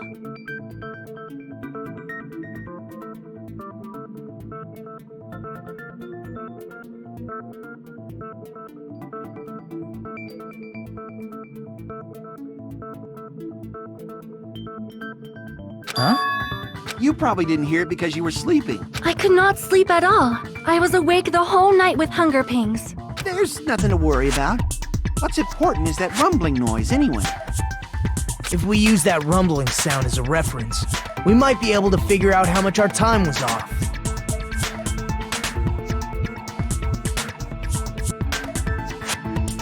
I heard that sound probably around 5:30 in the morning. Huh? You can tell? I instantly woke up and left my room. And that's when I saw the clock in the lounge. Excellent work, Akane!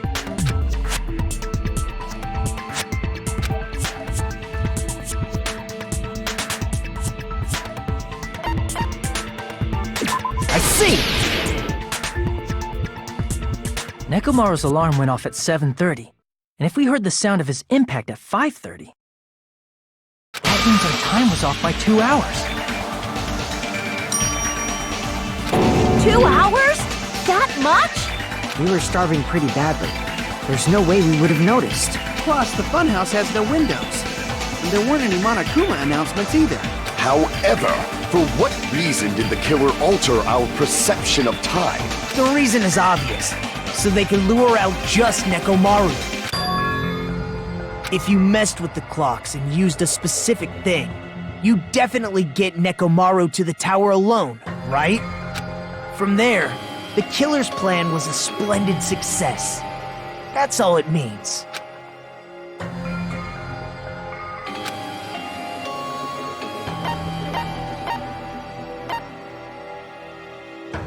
I see! That's it. The killer made use of the Monokuma Tai Chi activity in the morning. How did they use it? We were required to go to Great Tower every morning at 7 a.m. for that activity, right? But if they mess with all the clocks inside the building, what would that do to us? We wouldn't be able to attend on time, but that wouldn't affect Nekomaru. His radio clock had the exact time. That's right. In doing so, the killer was able to lure him to the tower by himself at the precise time. Then, when I witnessed Nekomaru early in the morning... If I recall, you witnessed Nekomaru around 5 a.m., and if that time was also 2 hours off, it should have been 7 a.m. Yeah, that's pretty much it. At that time, he was heading over to Monokuma Tai Chi, right on schedule. I see. Now that I think about it, I realize what Monokuma meant when he said those words. Too early! He didn't even ask you yet!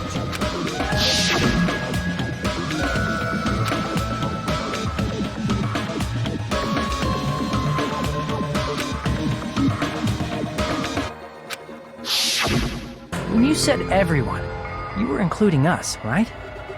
We thought we came to the tower on time, but in truth, it was way past the meeting time. Ah, jeez! That's, well, how should I put it? What was it? You know, tripping over a foot, or something like that.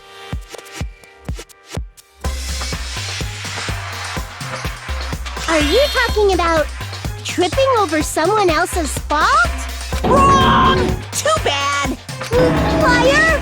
I'm right! That's not it! It's incorrect! That's definitely the correct answer. You always get so stubborn like this. Let's just ignore the peanut gallery. Now that we've found out how the killer lured Nekomaru, the number of suspects has drastically decreased. Hey, why would that decrease the number of suspects? Don't be a friggin' liar! You'll know I'm not lying when you listen to what Fuyuhiko's going to say next. Huh? What the hell do you mean?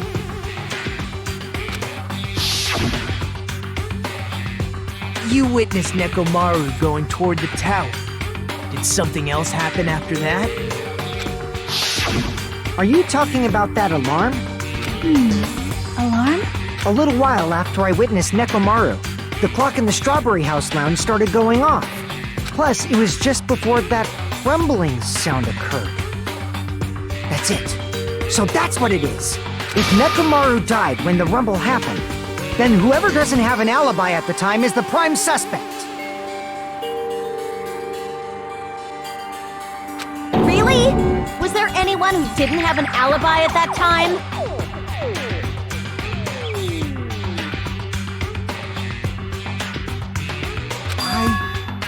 Remember now. The sound was so loud I couldn't help bolting from my room. But there was one guy who never left the lounge.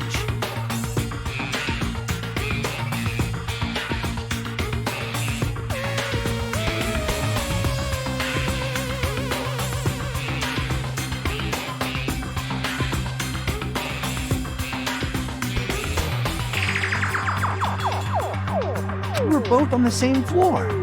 It's pretty weird that bastard never came out of his guest room. Which means that person does not have an alibi for when Nekomaru fell? Who is it? Who's the bastard?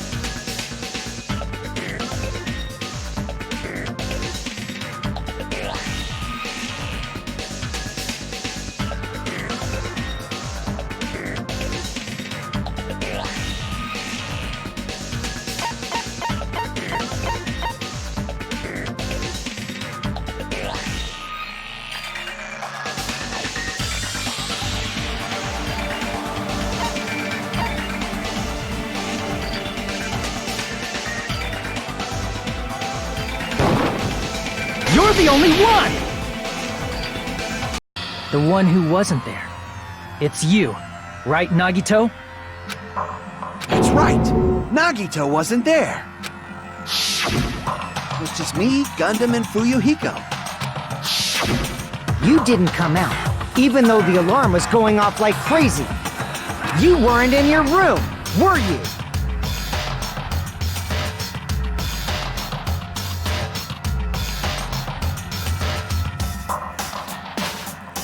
If that's the case, where were you?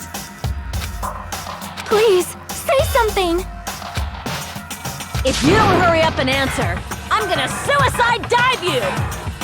If I may be frank, even if I wanted to go to the lounge, I couldn't. You couldn't? What do you mean? It's merely the foolish talk of the weak. Not only did I not hear the alarm, I never even heard that rumbling sound. You're definitely fucking lying. However, that is also true for me. It is obvious that I did not hear the alarm in Strawberry House. But I did not hear the rumbling sound either. Is that not strange? I mean, everyone else heard it. To be honest, it's not just them. The same goes for me too. I was in a pretty deep sleep, so I thought that's why I couldn't hear it, but it wasn't that. I probably couldn't hear it at all. Couldn't hear it? What does that mean? You still don't know. Think about what the three of us who didn't hear a sound have in common, and I'm sure you'll figure it out.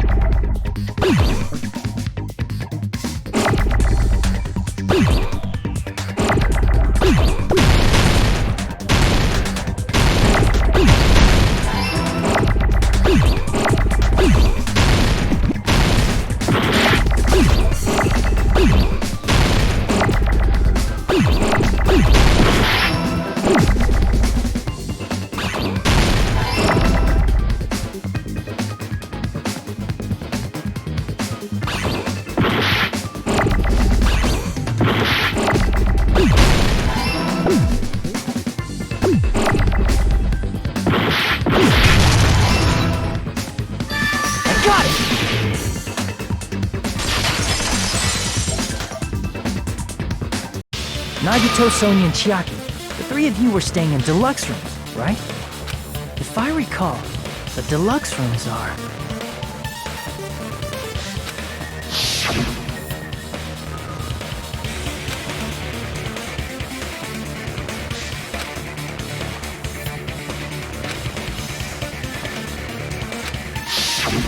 The reason we could not hear the rumbling noise... That's right. It was because the deluxe rooms have superior sound insulation. You actually noticed that. Nice catch, Hajime. Are you using your ultimate reserve corps student talent?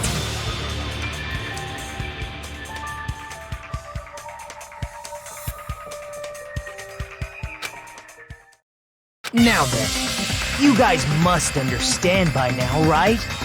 The true identity of Nekomaru's killer. Hold on a sec! Why does that lead to who the killer is? Why? Well, that fact just now is a very important clue, and a decisive factor in identifying the killer. Decisive factor?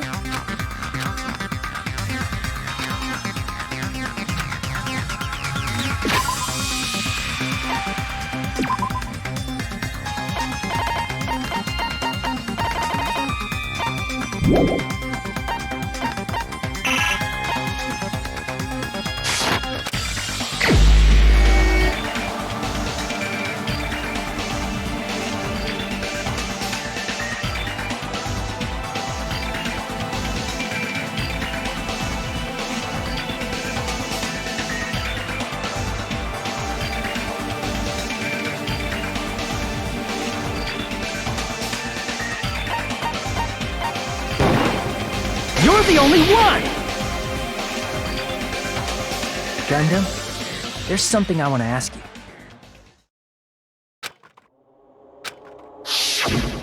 When the alarm rang at the Strawberry House Lounge, you rushed over there too, right? What's wrong with that? If the bell of catastrophe rings throughout the night, it is the universe's providence to stop it. Why were you able to hear it? Hear what? I mean, you were also staying in a deluxe room, right? Nagito was staying in a deluxe room in the same house on the same floor, and he couldn't even hear it. So why were you able to hear that alarm? Now that you mention it... Gundam? There is only one possibility. You weren't in your room at the time.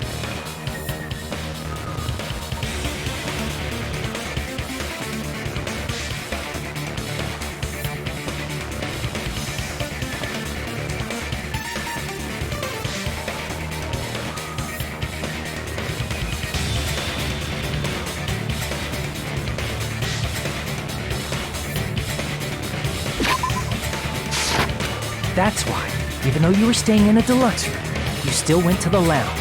Am I right? Gundam, you have some sort of explanation, right? Gundam probably couldn't return to his room because of Fuyuhiko. Me? After you saw Nekomaru heading to the tower, you stayed at the lounge for a while. Am I correct? Until the moment that alarm started ringing, right? If you were in the lounge for that long, the killer who had left earlier obviously wouldn't be able to go back. Even though Mekamaru's murder was a death trap that utilized the alarm in his chest, the killer still needed to prepare the murder in advance. Like putting Nekomaru in sleep mode and tying him up with the wire. In order to do that, the killer needed to be waiting for Nekomaru at the tower. Which means when Fuyuhiko witnessed Nekomaru, the killer was already at the tower. And once they tried to go back, they couldn't because Fuyuhiko was at the lounge. In their original plan, the killer should have returned to their room before the alarm in the lounge went off. And they were supposed to stay in their room. They weren't planning to come out and go to the lounge. Which means they wouldn't have heard the alarm or the rumbling sound, thus proving they were in the room. Just like us. The best case scenario would have been if those two in the lounge had gone to check the deluxe rooms. After all, if they personally saw the killer sleeping in their room, it gives the killer a stronger alibi. Unfortunately, they failed to secure that alibi. Because I was in the lounge. So the killer couldn't go back to their room, and ended up hearing the lounge's alarm.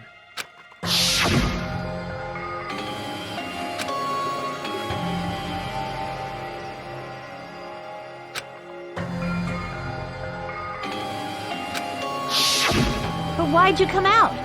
You should have hid till the excitement died down. If Gundam tried to hide, and if those two went to his room to check on him, he would have been found out.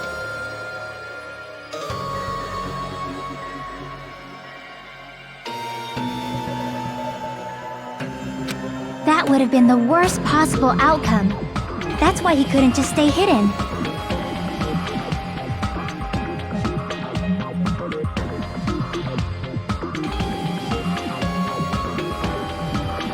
If those two had just checked the deluxe rooms as planned, that would have been ideal, but how ironic. The moment Fuyuhiko set foot in the lounge, your plan was doomed. Gundam? Please, can you at least say something? Answer me this, including myself in my 4 dark devas of destruction. The answer is 10. That's right, I possess 10 ears. That means I have 5 times the hearing of a normal human. The soundproof system here may as well not exist. Is that your argument? You bastard! Do you understand the situation you're in right now? Do not panic. The truth shall now commence. At the time, I left my room to go to the bathroom. By coincidence, I heard the alarm. That's right. That's all it was. The world is always so simple. Are you saying it was just a coincidence? Isn't that timing a little too perfect? And yet, I'm being suspected by all of you. It seems it was actually horrible timing on my part. I see. You're still holding out. Well, you don't have to admit it. We're going to decide who the killer is with the majority vote anyway. So, why don't we just go ahead and start voting? It's obvious that Gundam is the killer. Hold on a sec. You know, Hajime, this class trial, this killing, it's merely the opening act, you know. Hey! What do you mean the class trial is just the opening act? Perhaps I should say, it's just a farce. Just a boring farce. So boring, so stressful. I'm so painfully bored that I might develop stomach ulcers. Seriously, let's just hurry up and finish this before I collapse from poor health. Nagito, something definitely happened to you, didn't it? At some point during the investigation, your behavior became even weirder. What actually happened? Did you discover something? Well, let's just leave that fun for later. And finish this opening act already. Ah! You said opening act again! Please hold on! We have yet to hear Gundam's rebuttal! But he's completely shut up. Perhaps he can't argue anymore. Gundam! I was simply at a loss for words after being dumbfounded by your pathetic assumption. In fact, I shall deny the very basis. Your assumption has been wrong since the beginning. Since the beginning? Based on your assumption, I hung Nekomaru from the 4th floor of the tower and made the floor descend to the 1st floor. From there, after returning to Strawberry House, I was present when the alarm at the lounge went off, correct? Although going to and fro is busy enough as it is, how would I be able to travel between both houses anyway? Let's see. The contact elevator was broken. As I recall, the killer tampered with the Grape House control panel, which shut down the elevator. Plus, the stopped elevator should have been facing the Grape House side.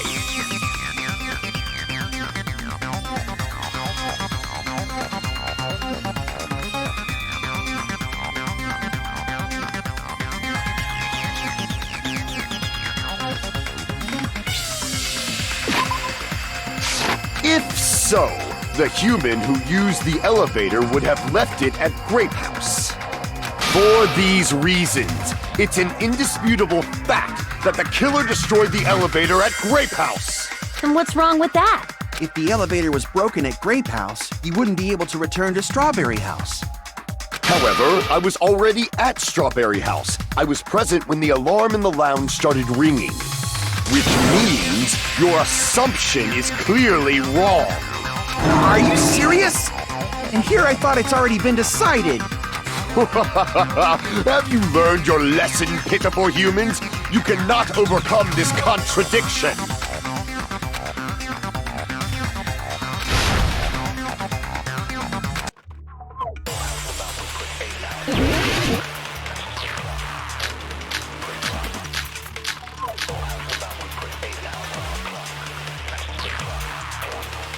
That elevator was the only means of travel between the two houses.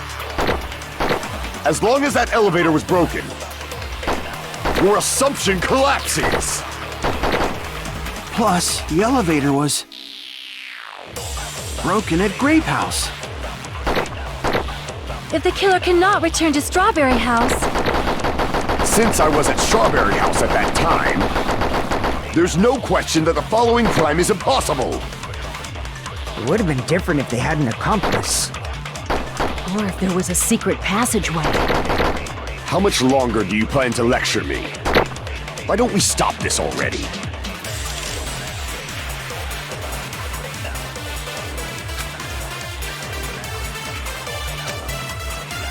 That elevator was the only means of travel between the two houses. As long as that elevator was broken, your assumption collapses! Plus, the elevator was broken at Grape House. if the killer cannot return to Strawberry House, Since I was at Strawberry House at that time, there's no question that the following crime is impossible. It would have been different if they had an accomplice.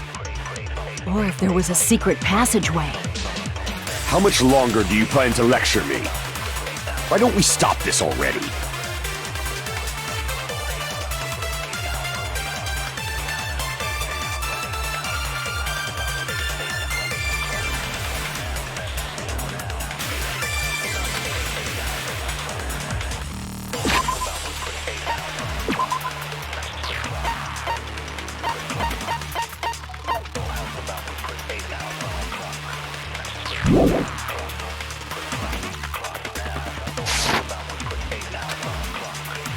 That elevator was the only means of travel between the two houses. As long as that elevator was broken, your assumption collapses! Plus, the elevator was broken at Grape House. if the killer cannot return to Strawberry House, Since I was at Strawberry House at that time, there's no question that the following crime is impossible. It would have been different if they had an accomplice. Or if there was a secret passageway. How much longer do you plan to lecture me? Why don't we stop this already?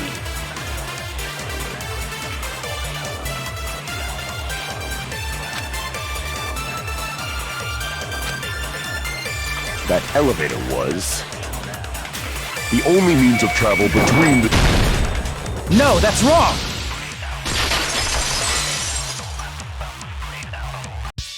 No, there should have been another way to move between the two houses without the elevator. Such a method does not exist! Then why don't we ask the person who actually used that method?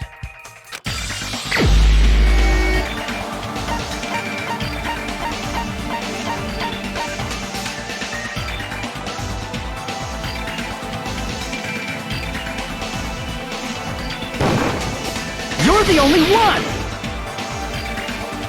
Nagito, you should know. What are you talking about? Don't play dumb. You appeared so suddenly that one time because you used that method, right?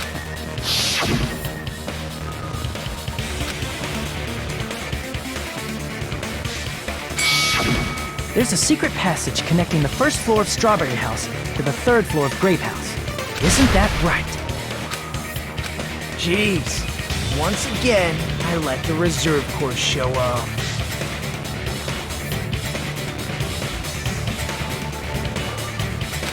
But you're right. There's a door on the floor of the Octagon, which is on the first floor of Strawberry House. After I opened the door and went down...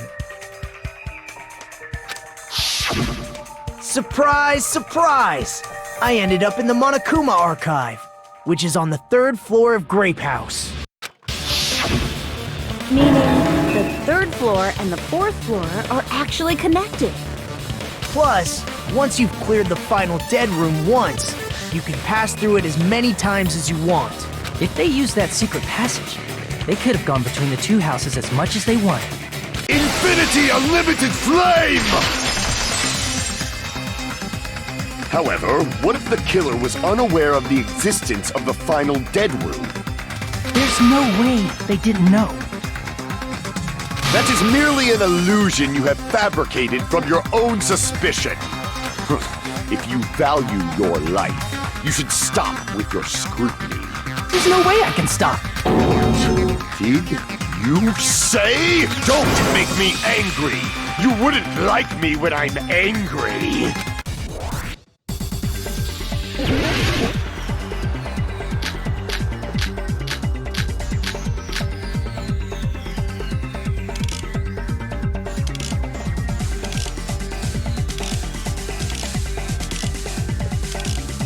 Even if the turbid box doesn't exist, you could travel through multiple planes, provided you use a spacious wormhole. However, how frail I say! Your decayed illusion. Shall I feed you to the progeny of vile deities?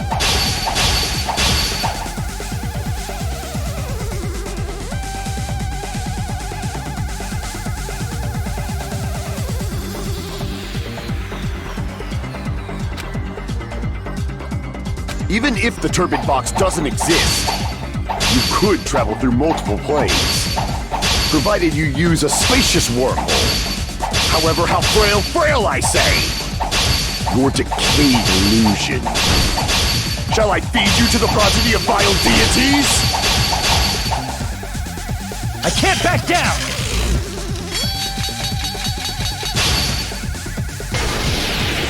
I already proved the secret passage exists. The secret passage was at the Octagon. Know the limits of your own reasoning! You say the killer went to the Octagon? Don't bark, you cur! If you don't want to drown in the maelstrom of blind confusion, at least pray to the key which dwells in the light!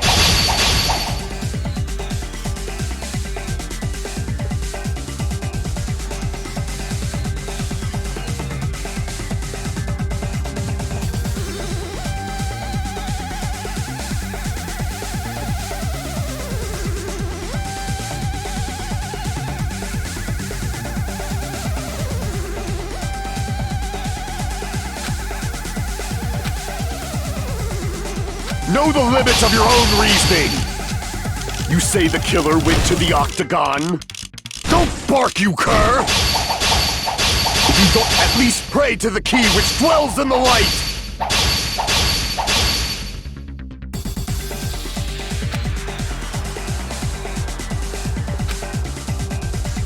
Know the limits of your own reasoning! You say the killer went to the Octagon? Don't bark, you cur! If you don't want to drown in the maelstrom... Allow me to cut through those words! The wire used to string up Nekomaru's body, the hammer that looked like the weapon, and the chain on the door in the tower. Those are all the items that weren't in Funhouse. Where did the killer obtain them?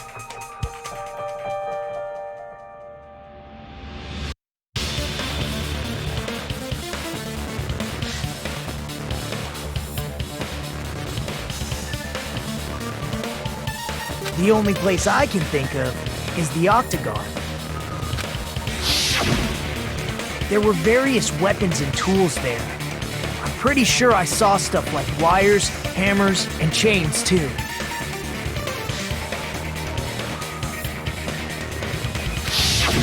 Since those items were used in the crime, there's no doubt that the killer went to the Octagon.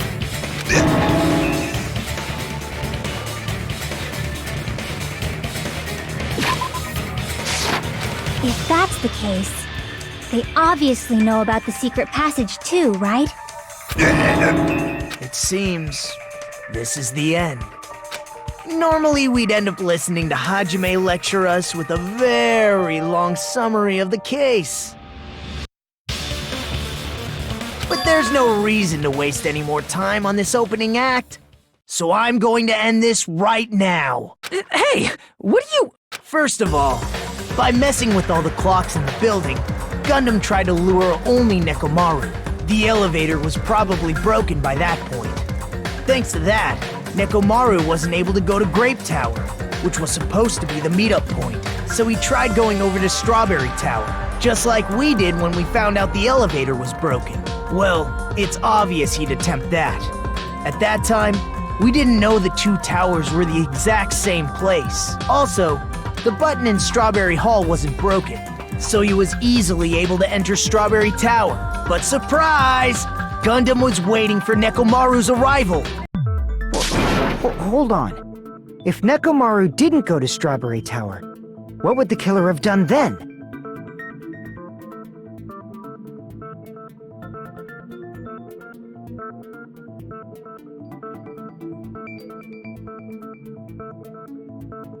Their plan was a balancing act of uncertainties, but even if they failed, they probably wouldn't have minded.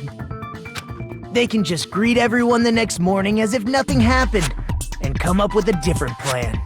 And, without such a risky plan, they wouldn't have been able to lure him at all.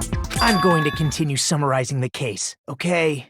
Through this, Gundam successfully lured Nekomaru to Strawberry Tower. There's no way he could fight head-on with the robotic Nekomaru, so by pressing the goodnight button, he rendered Nekomaru powerless without fighting him. Hold on! What did you just say? That I didn't battle? What's wrong with that? Don't mess with me! Don't mess with me! I cannot ignore those words! Why are you angry all of a sudden? You fools do not understand! You don't understand at all! Ha! You make me laugh! After all this time, you still don't understand anything at all! I don't understand anything. It appears I cannot finish just yet. Maybe I'm just a human destined for hell. However, I cannot finish just yet. I cannot finish!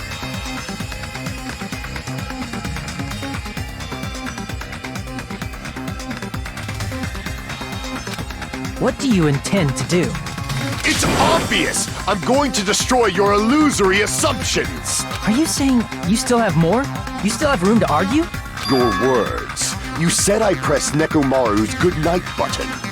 However, that button was on the back of Nekomaru's neck. To press it, I'd have to get behind him. It's not easy to get the drop on Coach Nekomaru. It's even more difficult if it's a one-on-one situation. Just as I thought. Truly frail. Succumbing so easily to this simple argument. It was just a mere illusion.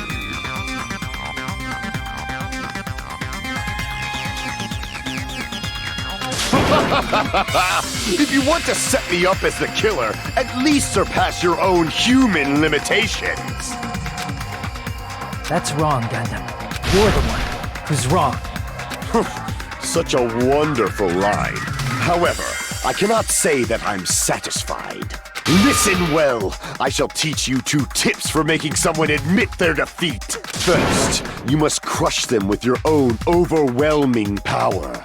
And as for the other, you must provide a reason that will persuade that human.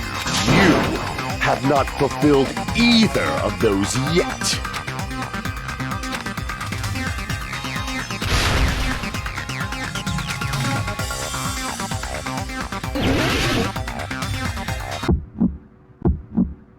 I won't let you! For the Tanaka Empire! Wither! Crushed as David prophesied! I won't let you! For the Tanaka Empire! Wither! Crushed as David prophesied! Show me the cadaver! I won't let you! For the Tanaka Empire! Wither! Crushed as David prophesied! I won't let you! For the Tanaka Empire! Wither! Crushed as David prophesied! For the Tanaka Empire! I won't let you! It's Nekomaru's back. Do you really think I can get behind him so easily? This is the end!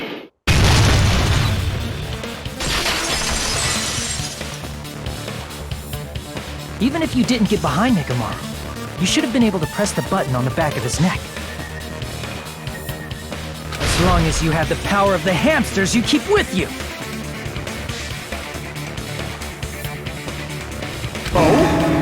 Are you seriously saying he used his hamsters to press the button on the back of Nekomaru's neck? Of course that'd be impossible for a normal hamster, but it would have been possible for Gundams. In fact, we saw that with our very own eyes, right?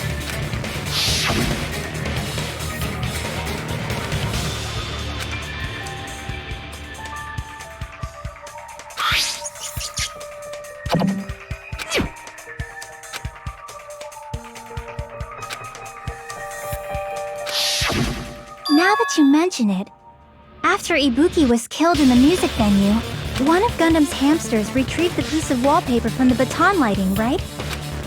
Hey, with your friends and their exceptionally smart brains, it must have been possible to secretly get one of them behind Mechamaru and press the button on the back of his neck. How about it, Gundam? Not just myself, but you actually brought up how splendid my subordinates are. I have no recourse but to admit it. Admit it? Did you say you admit it? It appears I've obtained a one-way ticket to hell. Fine! Then you must trample me underfoot and advance. Victory can only be built upon a foundation of corpses. You cannot find peace without sacrifice anywhere. Now, trample this life. Trample it as though it were mere trash on the side of the road. Pull the curtain strings of this worthless performance with your own two hands.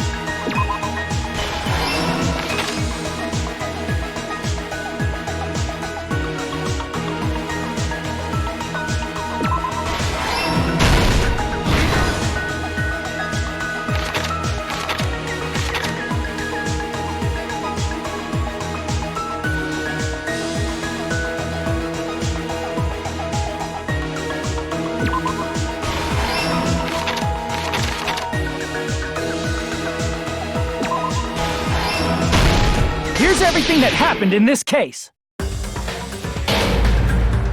Let's first go over the many tricks the killer prepared before they committed the crime. First, they destroyed the contact elevator. This separated Nagito and the others in Strawberry House from our group in Grape House.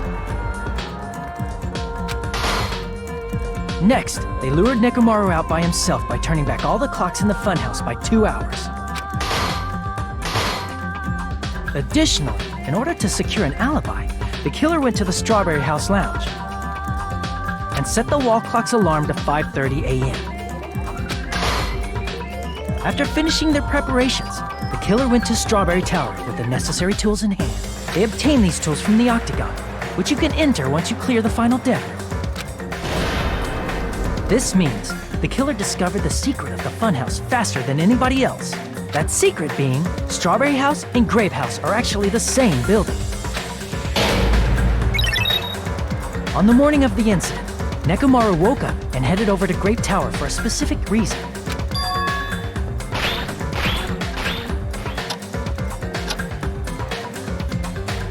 There, Fuyuhiko, who was at the lounge by coincidence, witnessed Nekomaru. According to Fuyuhiko's testimony, that was around 5 a.m., but by that point, the killer had already messed with our perception of time. In actuality, Fuyuhiko witnessed Nekomaru at 7 a.m.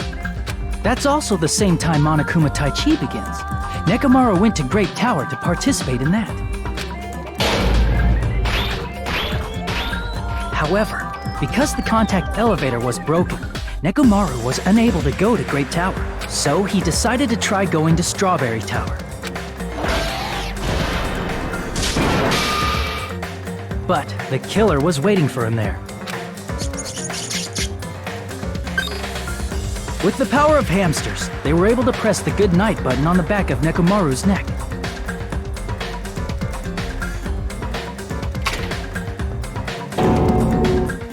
This forced him to enter sleep mode, rendering him immobile. From there, the killer began preparing to use the ultimate weapon.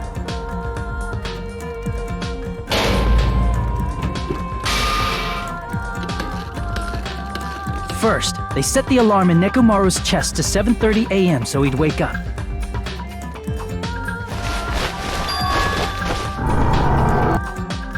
Then they tied him up with a metal wire, tied the tip of the wire into a loop, and hung it on the doorknob.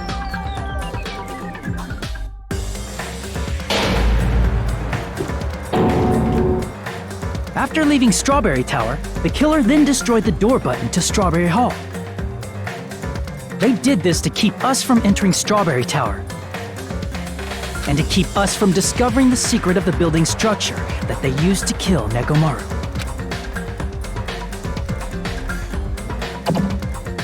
Then, they used the secret octagon passageway to travel to Grape House. After arriving at Grape Hall, they pressed the button to open the door to the tower.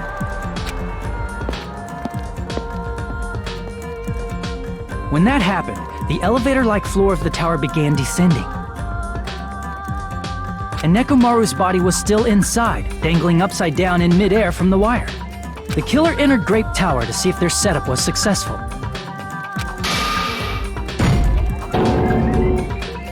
And placed a hammer on the floor to look like the weapon, then wrapped a chain around the back door. This was done to make us falsely believe we couldn't enter the tower from Strawberry Hall. With this, the killer finished their setup and tried to go back to their room using the secret passage, so they could craft their alibi when Nekomaru died from the fall. But something unexpected happened. Fuyuhiko, who saw Nekomaru earlier, was still at the lounge. As a result, the killer couldn't return to their room, and with no options available, time ran out.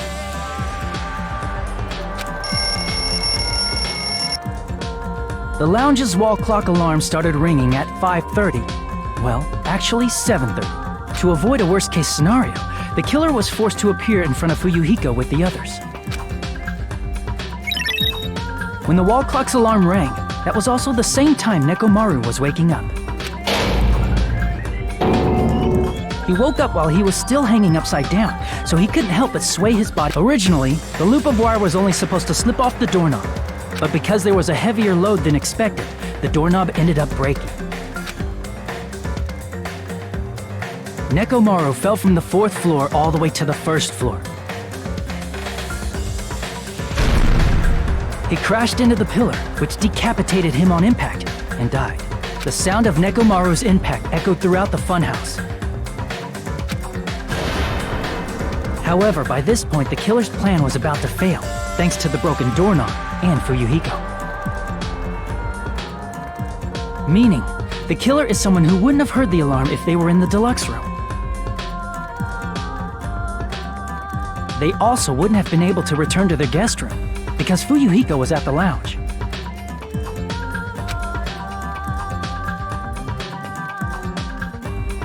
That someone is Gundam Tanaka. I can't think of anyone else but you.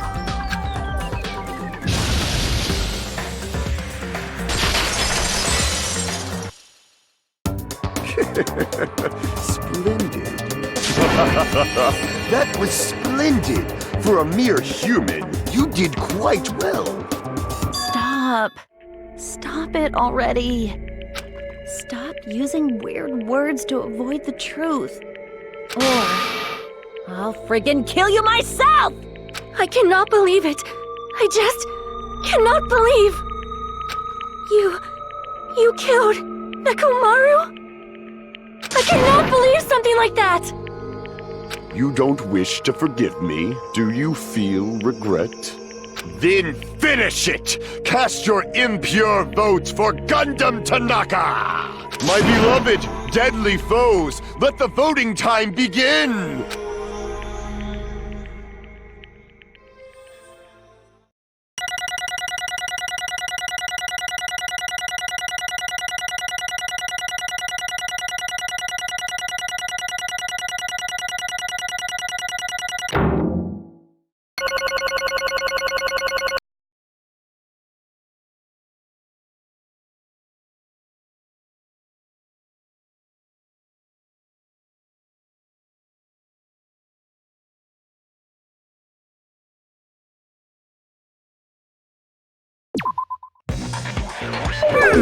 This result isn't all that exciting.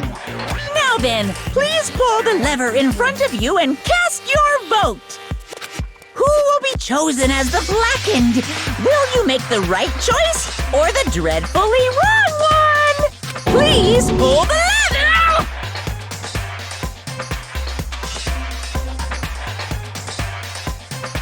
Crap! I bit my tongue at the most important part!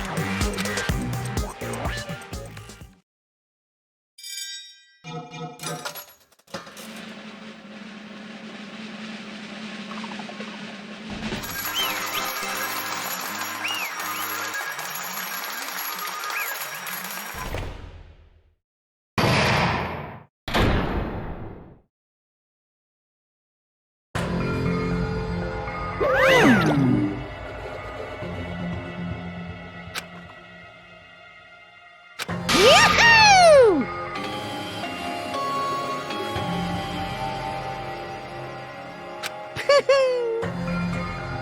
Yaha! Nice!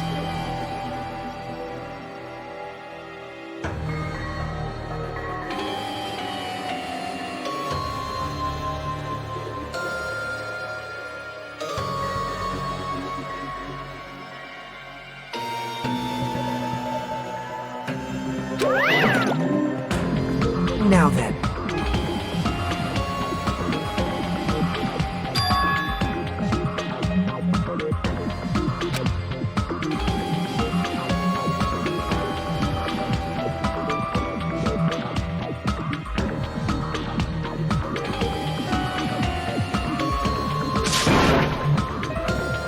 Jeez.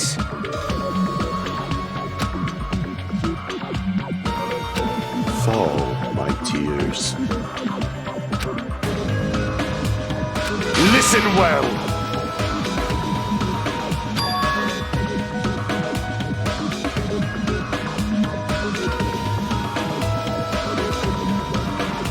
How pitiful.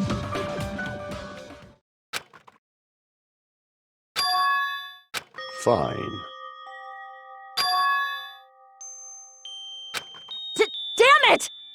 This, too, must be the will of causality. You. Let's make history.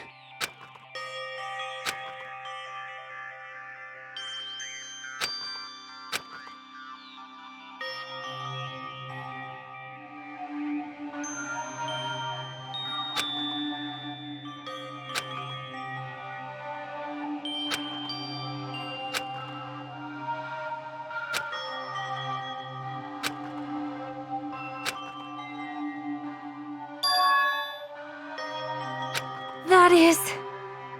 Let me tell you this. Huh?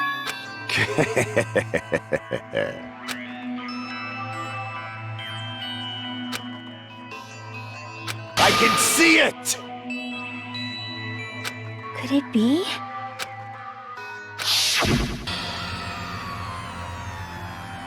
Sensing even my subtle killing intent, as expected of you, Nekomaru. This scorching, stinging, tense atmosphere. I've been a team manager for so long, I'd nearly forgotten this. This is great! What a comforting atmosphere! That's a great line. And what is your reason? Do you intend to resolve this situation by killing me? I am the Warlock, Gundam Tanaka! Heroes, Lords of Darkness, and even the gods themselves flee from me! I need not cling to any trivial reason. I'm simply going to kill you because your very existence is an annoyance! You'll drench your soul with evil until the bitter end, huh? In response to your spirit, I shall kill you with all of my might! I won't go easy on you! Don't even think about holding back! Don't waste your breath on cowardly tactics! Give me everything you got! Nekomaru need I! Your blood will drench the foundation of my empire! That is...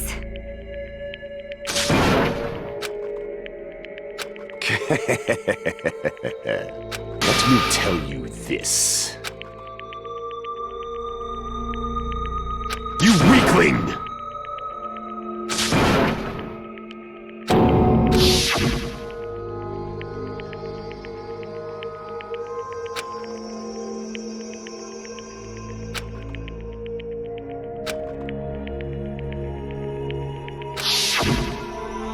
Fall, my tears.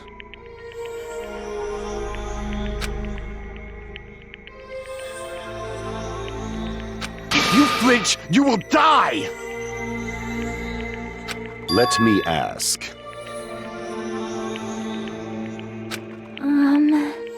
Fine. Listen well!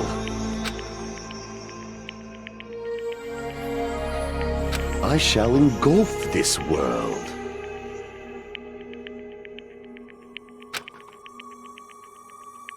I renounce you! You. But... Damn it. Fine.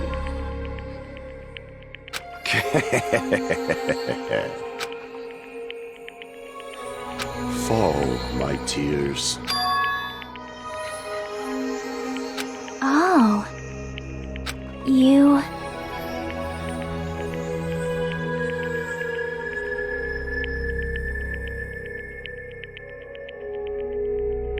Let's make history.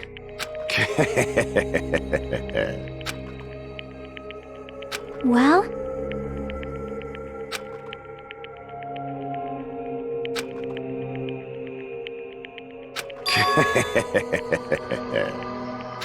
My name is Gundam Tanaka!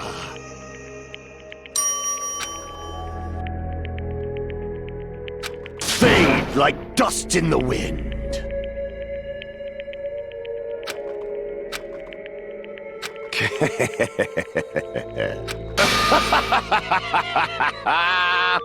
Yes, indeed!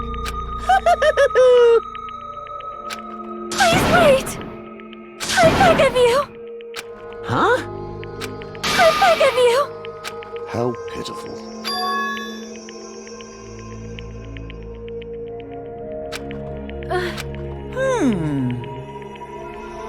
Fine. What is it, my four dark devas of destruction?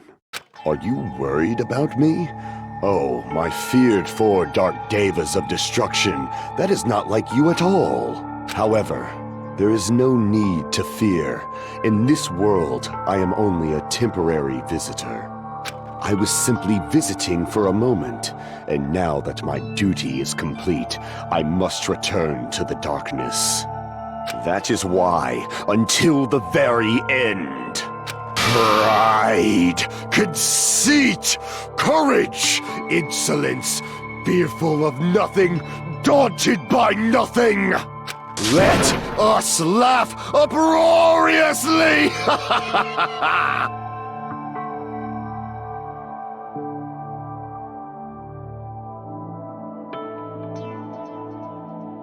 That is Gundam Tanaka! I shall stick with my evil until the very end! Open sesame pandemonium!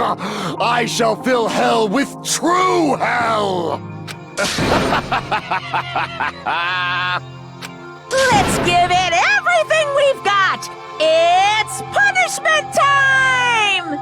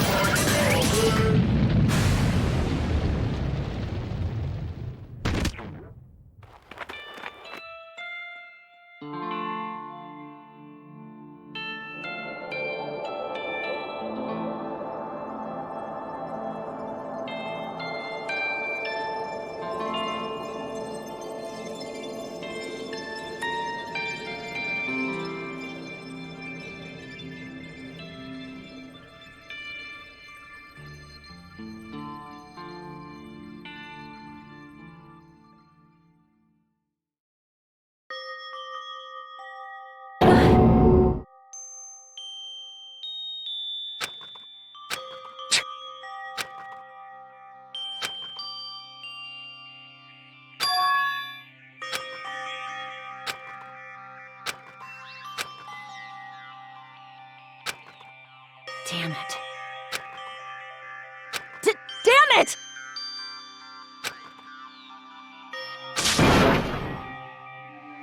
The worst. Oh. You are right.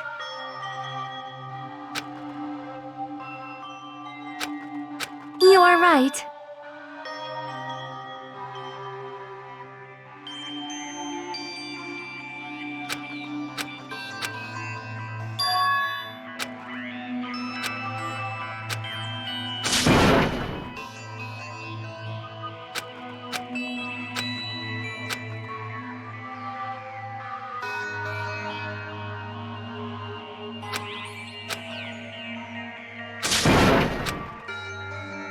Hey!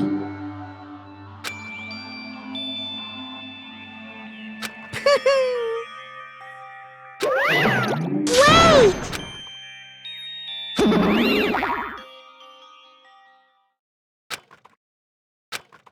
Now then. Hey! It's not like that. Huh. Hey, hey. Right?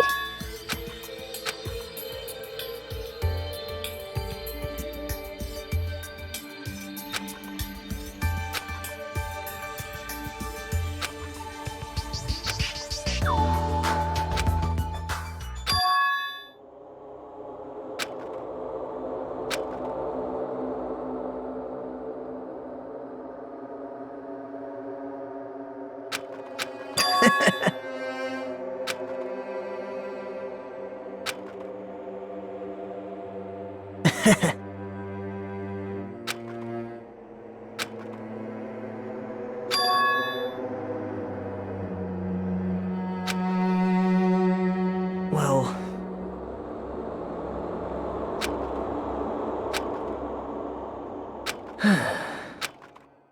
Damn it.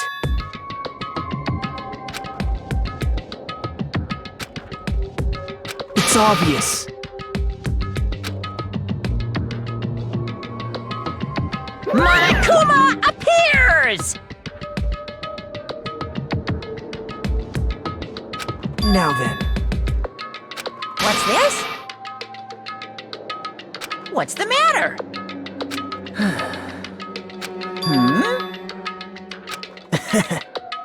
Well...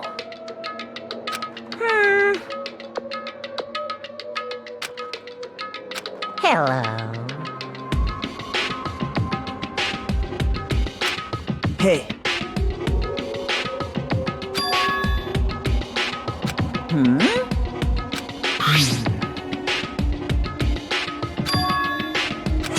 Say what? You don't even know?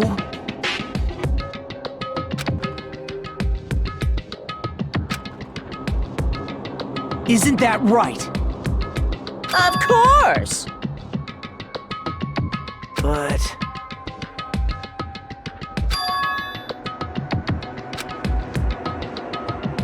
Who knows? Hey.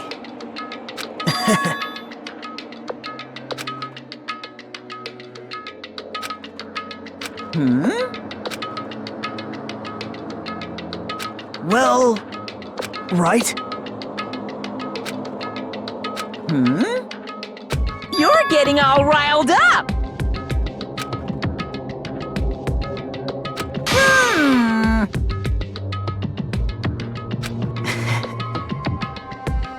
No, no!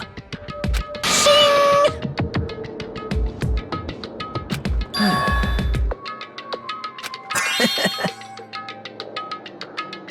Huh? Hey. Yep.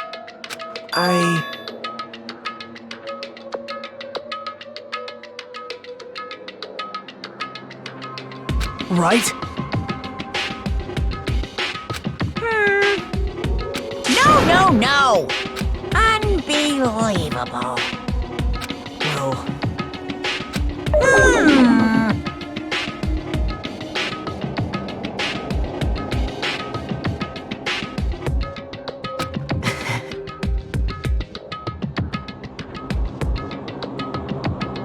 You're right.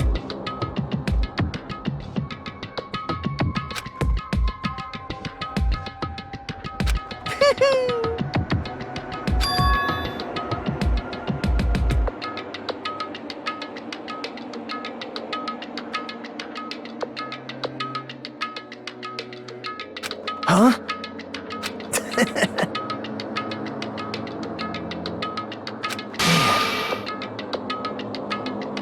Like... Well... Say what? You don't know?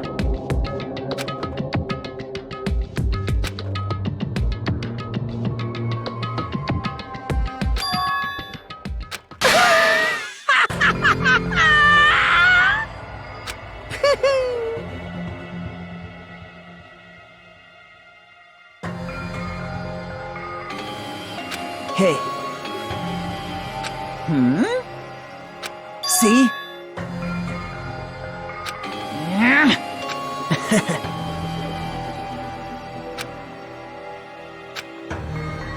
Hey.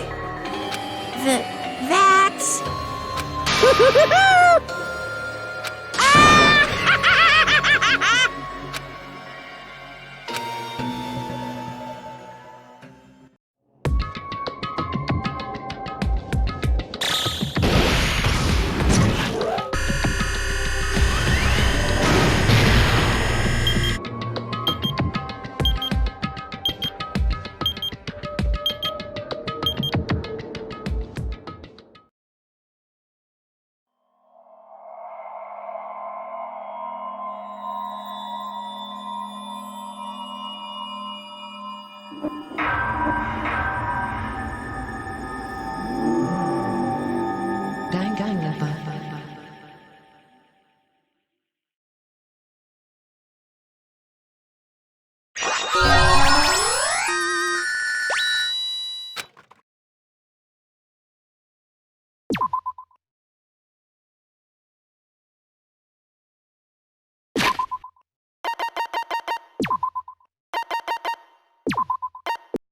Danganronpa.